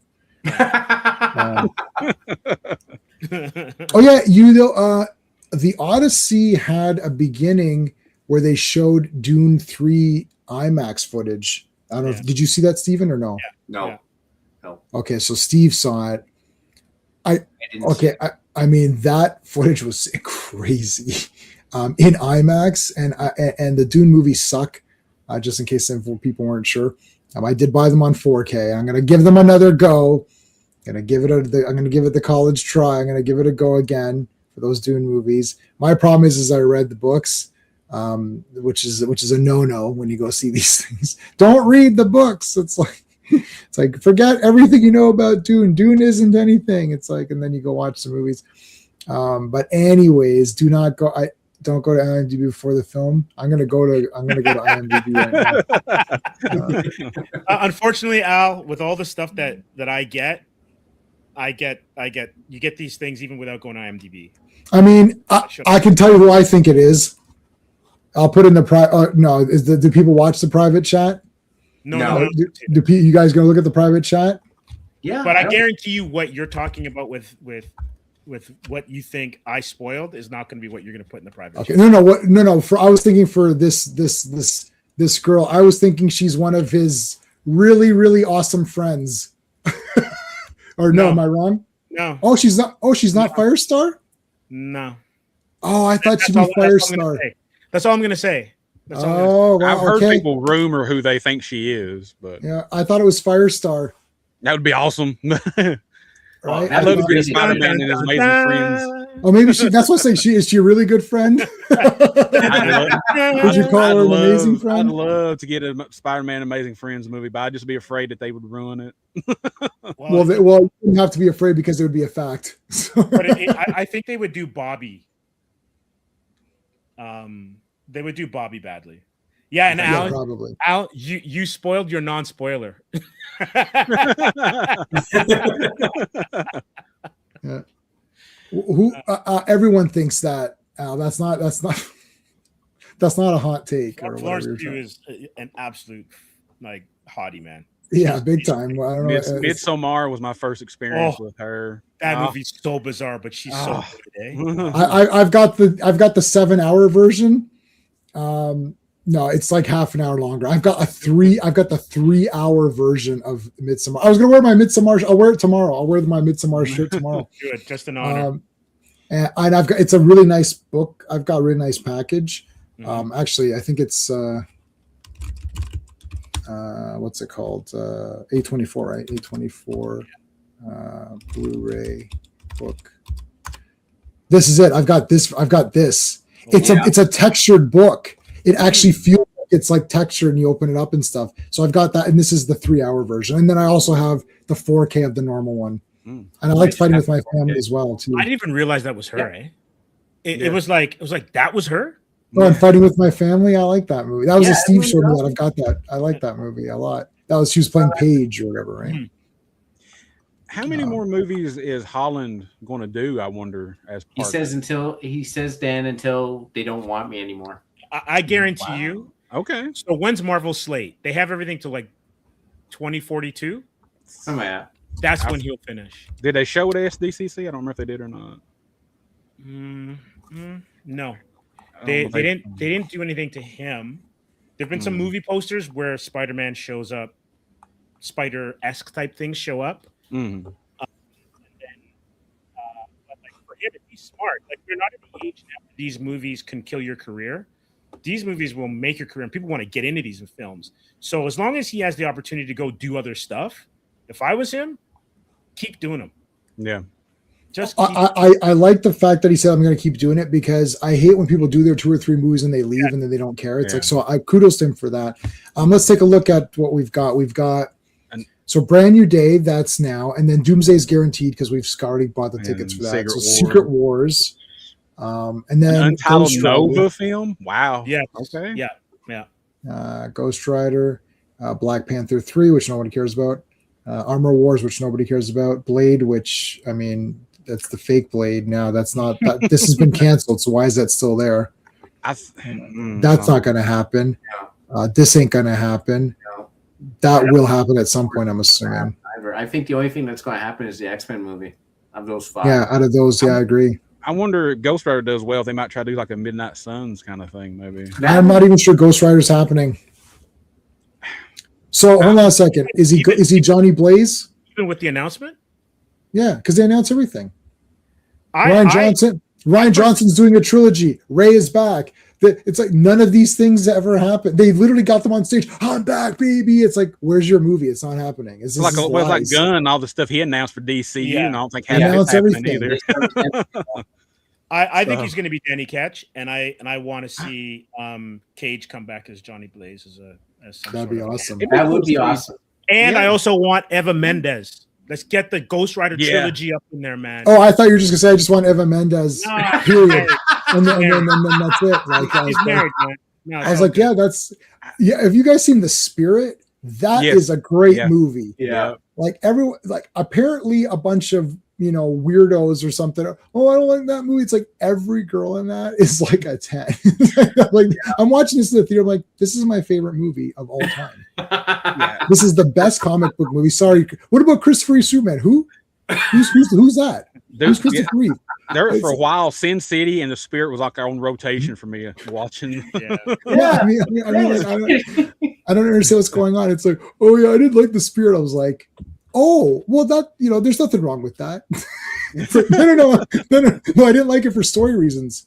Oh, okay, you're a loser. Can you go away now? J-Man liked The Spirit so much he ejected people who were bothering him from the movie theater. Oh, yeah, I did do that. I did. People. I did eject those people. Yeah, that's because they had their phone like this. And I'm like, what is happening here? So I kicked the guy out of his seat. I kicked him out of his seat. And he turned around and I was like, are you kidding me with your fucking phone right now? And they got up and left. It's like, that's right. Go away. I kicked him out of he's like, whoa. And he looked over. It's like, what happened? I was like, what's going on here? Yeah. Like, dude, I had that crap happen when I went and watched Masters. There's people behind me on their phones and giggling. I'm just like, shut the fuck up. Yeah, you're here to watch a movie. Just shut up. I'll say this: The Odyssey, 0 self. Guys, this is crazy. I know people don't like it, and they have their reasons, and that's legit reasons. I will never tell anybody what to like or not or whatever. Everyone's got their reasons, and I'm not going to sit here. I didn't do a video on The Odyssey. I was thinking about it. I wasn't sure how to frame it because I have to make it clickbaity because no one's going to watch my review otherwise. Because like the movie's so big that it's my review, positive or negative, doesn't matter. So RR was like, well, say it sucks or say it's a masterpiece or something, and that'll get people on. Just say woke, and everybody will click on it. Yeah, but I'm not even sure if they will that's because the big argument for it. The problem. And the thing is, the only reason it is because and I know, Jay, man, you're smart. You don't listen to the real world actors and what they say. Yeah, I don't care about anything. That's what they focus on. If you just go in and watch that movie, it probably wouldn't bother anybody. Right. But they always focus on and plus the actors, like I said, they can't stay quiet. So everybody watches their interviews and automatically that's what they judge the film on, Most people don't. Here's another thing that I think the shills, both the shills have learned this lesson and the sort of the hater guys. The shills and the haters have learned this lesson. You have no voice. They haven't learned it yet. They haven't learned it, but they're learning it because the shills, they're pumping Mandalorian and Grogu. They're pumping Supergirl. Oh, it's great. Guys, it's not good. Mando, maybe it was okay, whatever. It doesn't matter. It's not good. And you're shilling for it and pretending it's just making you. Here's the problem. When I see someone lying, positive or negative. I don't care if you like a movie and I don't like it. What I care about is if you're lying and I can tell. So if you're shilling hard for Supergirl and you don't know jack shit about it, and I see the movie, I'm like, no, this movie sucks. Well, what do you know about it? Well, I've read every Supergirl since post-crisis and a lot of pre-crisis, so I'm going to say I know a lot about it. And I've read the current Sophie Campbell Supergirl issue that just came out like 2 weeks ago, like issue 15 or whatever, where she got the new suit and she's fighting in Kandor and stuff. I just read that now, and I read Woman of Tomorrow when it came out. So coming in here and saying your little fake shill arguments is not going to work on me. And I don't love Supergirl. I have tons of statues and posters and Blu-rays and soundtracks. I love Supergirl. She was going to go right here, the Peter David one right there. So I love Supergirl. So I'm telling you, this movie is not good. Okay. Same thing with, I didn't see Mando, but whatever. Anyways, Odyssey, it's a good movie. It's a really good movie. It's done well. I really enjoyed it. I'm buying it on 4K. Now, if you want to go against it, you don't have to do anything. You can like a movie or not like a movie. You can say, I don't like Christopher Nolan because his last name starts with an N. And I had a professor in university whose last name started with an N, and he was an asshole. And I'm not watching any movie by a director with the letter N as their last name. And I'll say, perfect. Here's where I take some issue. You make a video. You post an article. If you're posting an article, if you're coming out saying, this is me, I'm expert man, right? That means that you're supposed to be a bit smarter. Mm-hmm. My Odyssey thing, all I typed out was, I love this movie, 9 out of 10. And I gave a couple of points. Immediately, my point. Disclaimer. I've read approximately, 25 pages of the Odyssey. And then I'm like, I don't think I'm going to finish this anytime soon. Close that. There's that's part 2. You got to read the Iliad. That's part 2. Okay. Look. He makes it home, right? Does he fight the monsters and win? Yeah, he wins. Okay, so he gets home, right?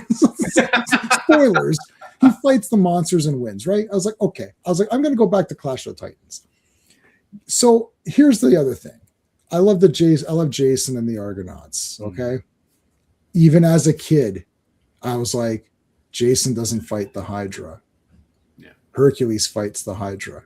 All right. Well, that's it for Jason the Argonauts. Horseshit movie, terrible, garbage, hate it, blah, blah, blah. Ray Harryhausen's the worst person in the universe. F that guy. Nobody said that. Mm-hmm. So what my point would be is I want you to choose your battles based on who you are. So for example, the person below me is a Stephen King expert. Well, what do you know about Stephen King? Well, he owns every book in hardcover. Yeah. Okay, that sounds pretty bulletproof. If you're going to come out, you got to be bulletproof. Mm-hmm. This is why I didn't do an Odyssey thing, because I'm not bulletproof. Mm-hmm. I never read it. I really don't know. There might be some big changes, like maybe something happens and just like, whoa, that ain't. And because they changed this, or Nolan misinterpreted it, and because he did that, he effed up the theme. Or maybe there's like, I don't know, let's say there's 10 themes to learn from the Odyssey.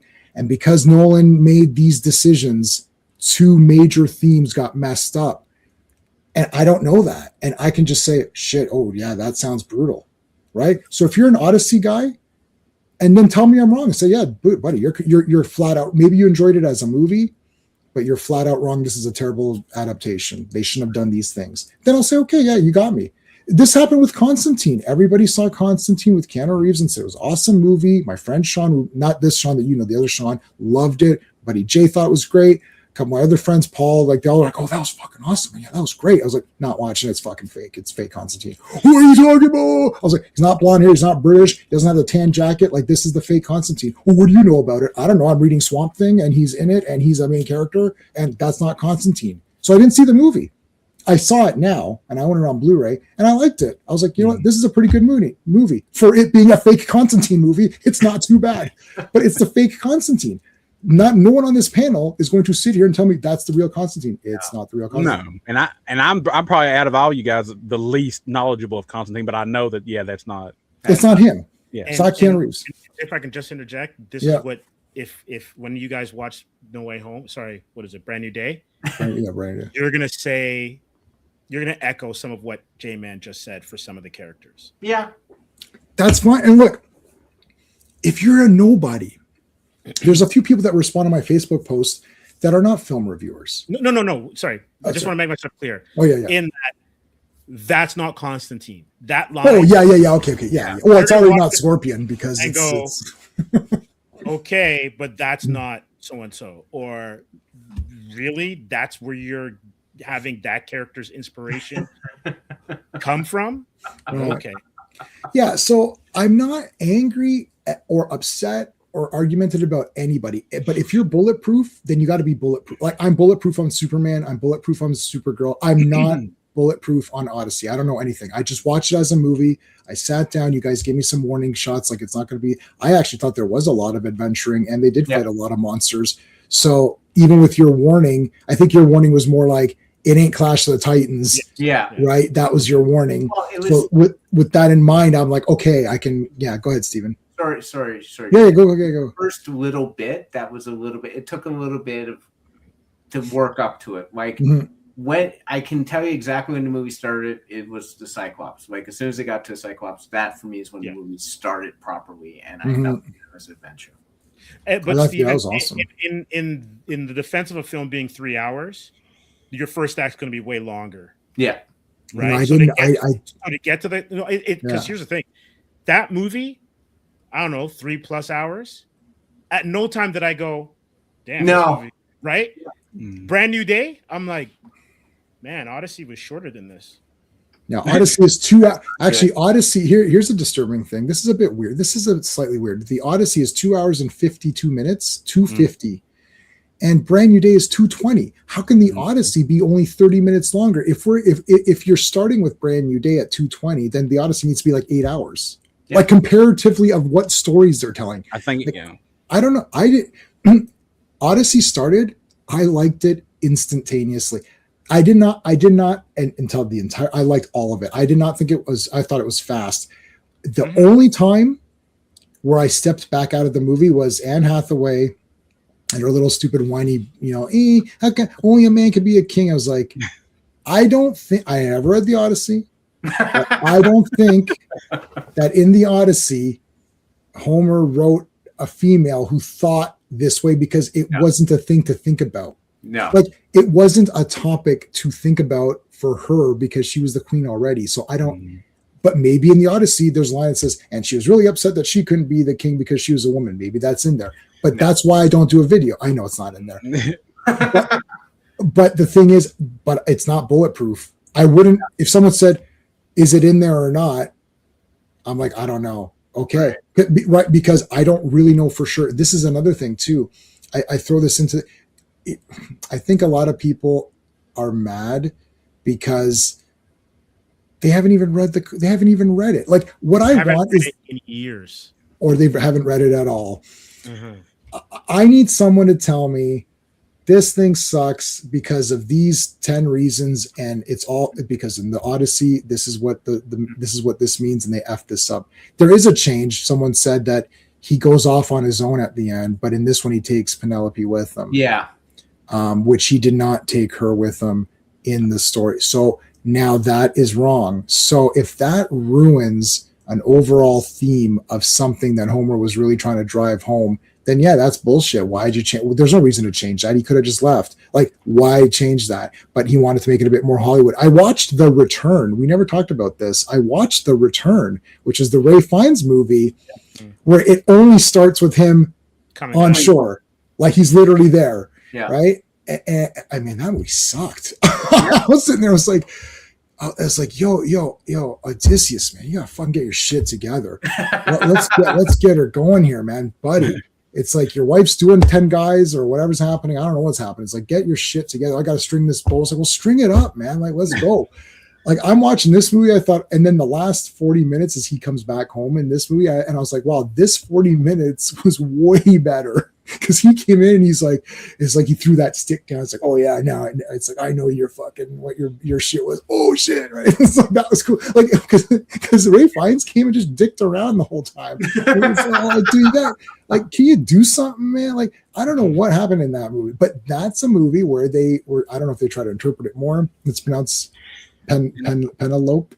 And I've only seen the God. It was what, almost It was in the 90s, I believe. It was the Armando Sante. Everyone TV saw that miniseries. That's the only version I've ever watched, and I enjoyed that one. I like that one. I think that's what everybody has seen. That's what it's been a long time since I've seen it, but I remember really enjoying it when I watched it. Yeah, I remember. Yeah, that was more fantasy-ish, though, right? There was Greek actors, and like a few people had mentioned, there's no Greek actors. That's a bit weird.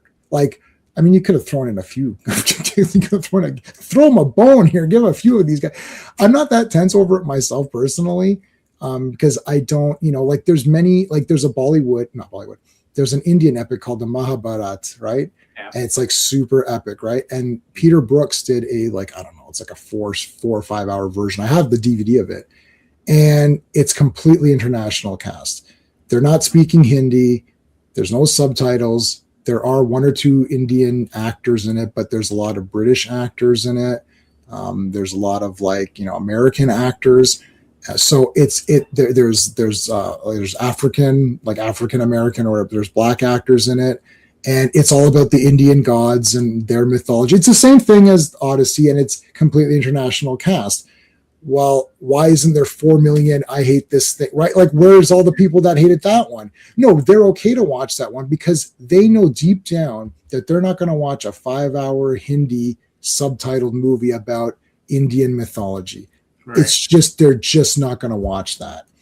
You're in this position where you either, and if you can watch this movie or not, and if you don't want to watch it, then don't watch it. No problems. I would never fight for you or just call you anything out. And if you think it sucks, it's woke casting. It's woke. Okay, you're right. I'm just saying you're missing out on pretty awesome movie, and the crowd that I saw it with, which was massively diverse. The 2 girls were Muslims who came set. They had the full thing on, whatever the whole headdress thing. They had the full thing on. They're enjoying it. They're teen girls. They're loving it. Like guys next to me, young. It's like 4 young guys. It's like I saw these guys like, oh fuck, they're sitting next to me. I'm like, I'm gonna have to beat these people up. They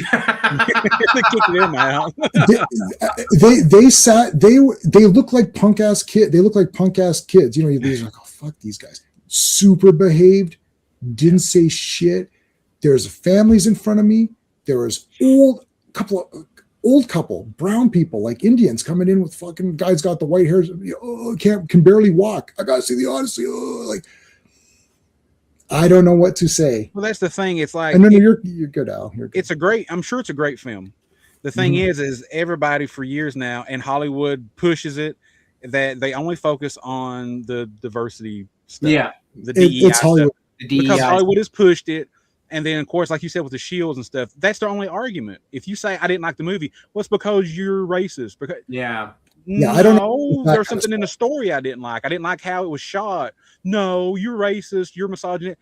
That's the only argument they have. And they're disingenuous like it. And you can't believe, like when they say, like when one person that I saw on YouTube talking about Supergirl, super defending it. Okay, if you like it, that's great. But I didn't trust what he said as being genuine because you work for DC, so you have to push the thing. So I can't trust that you're genuinely giving me your true feelings about this movie, and that's the reason I don't listen to a lot of people, critics stuff. Now I trust you guys completely, but most people you see on YouTube, you don't know if they're being one way or the other because they're so committed. Genuine, Yeah, they're not being genuine. I'll tell you something, Rogues.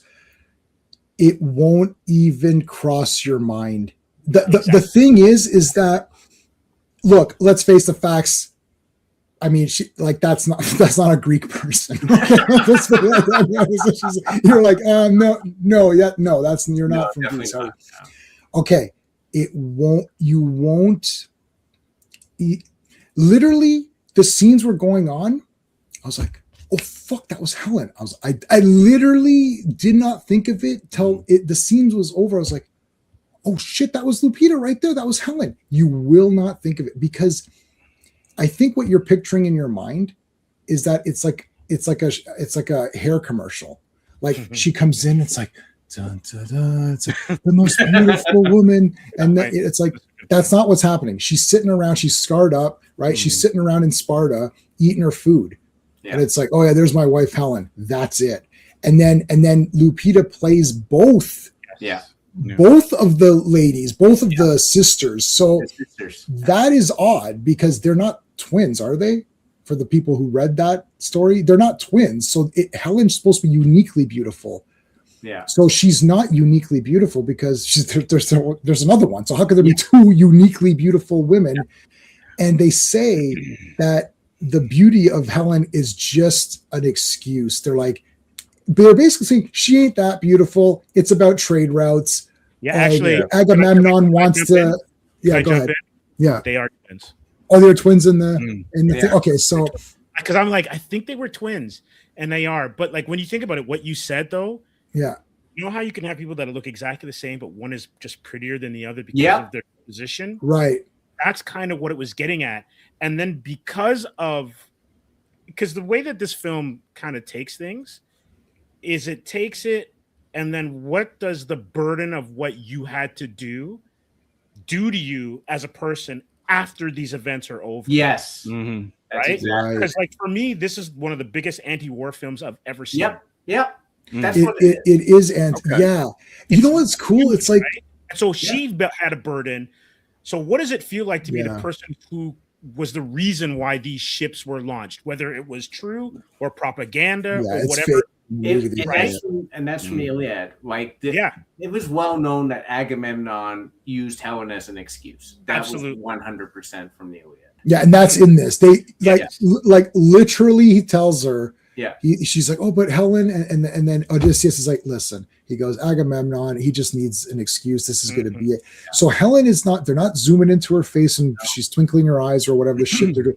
She's just walking around like, oh, there's Helen right there. Like it's literally. I didn't even. I was like, oh yeah, there's Lupita, and then it's like, oh yeah, that was Helen. Oh yeah, shit, that was Helen right there. I actually, you know what? I don't even know which one was Helen.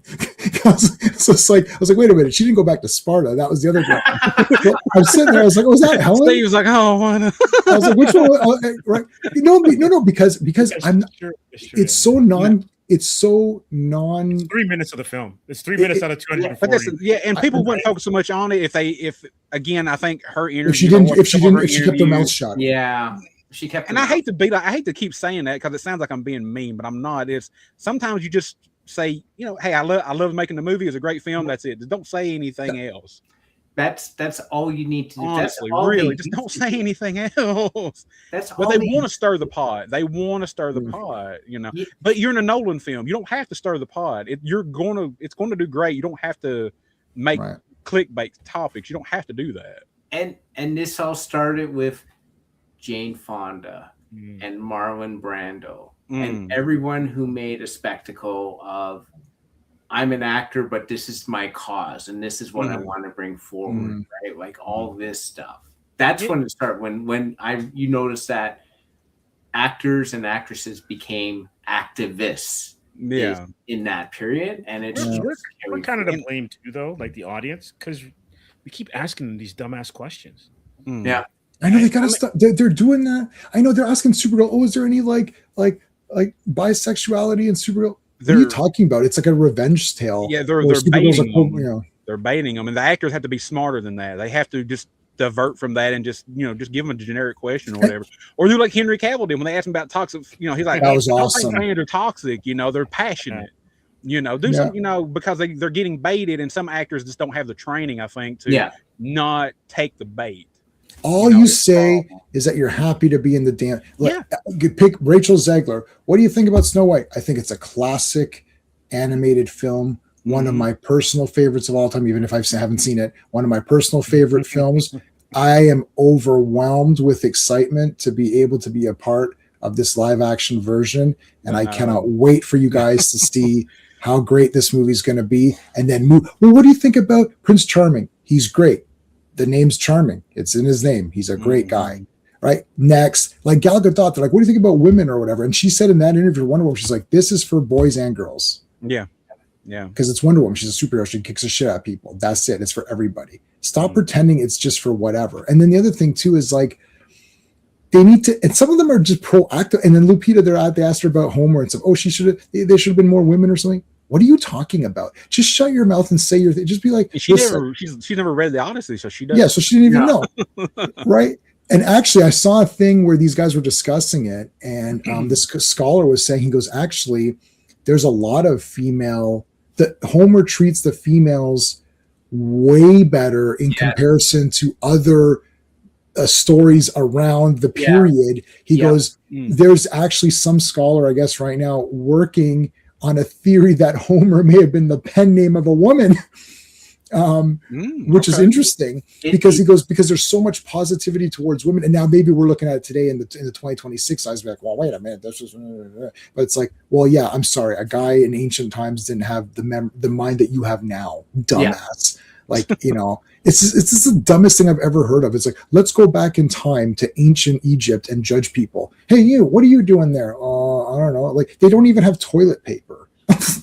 It's like, it's well known that Homer, like, if you really read the stuff, like, if you read the Iliad, like, Zeus is he's impotent. Like, basically, her does what she wants, and she basically controls the action.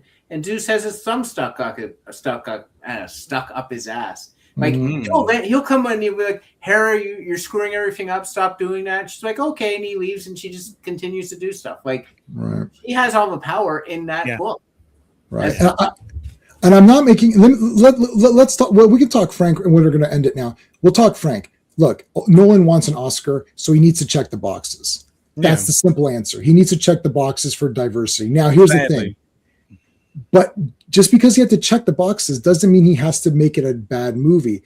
No. The Zendaya part was actually very cool because there's a part where, because you keep seeing her appear. This is a spoiler, I guess.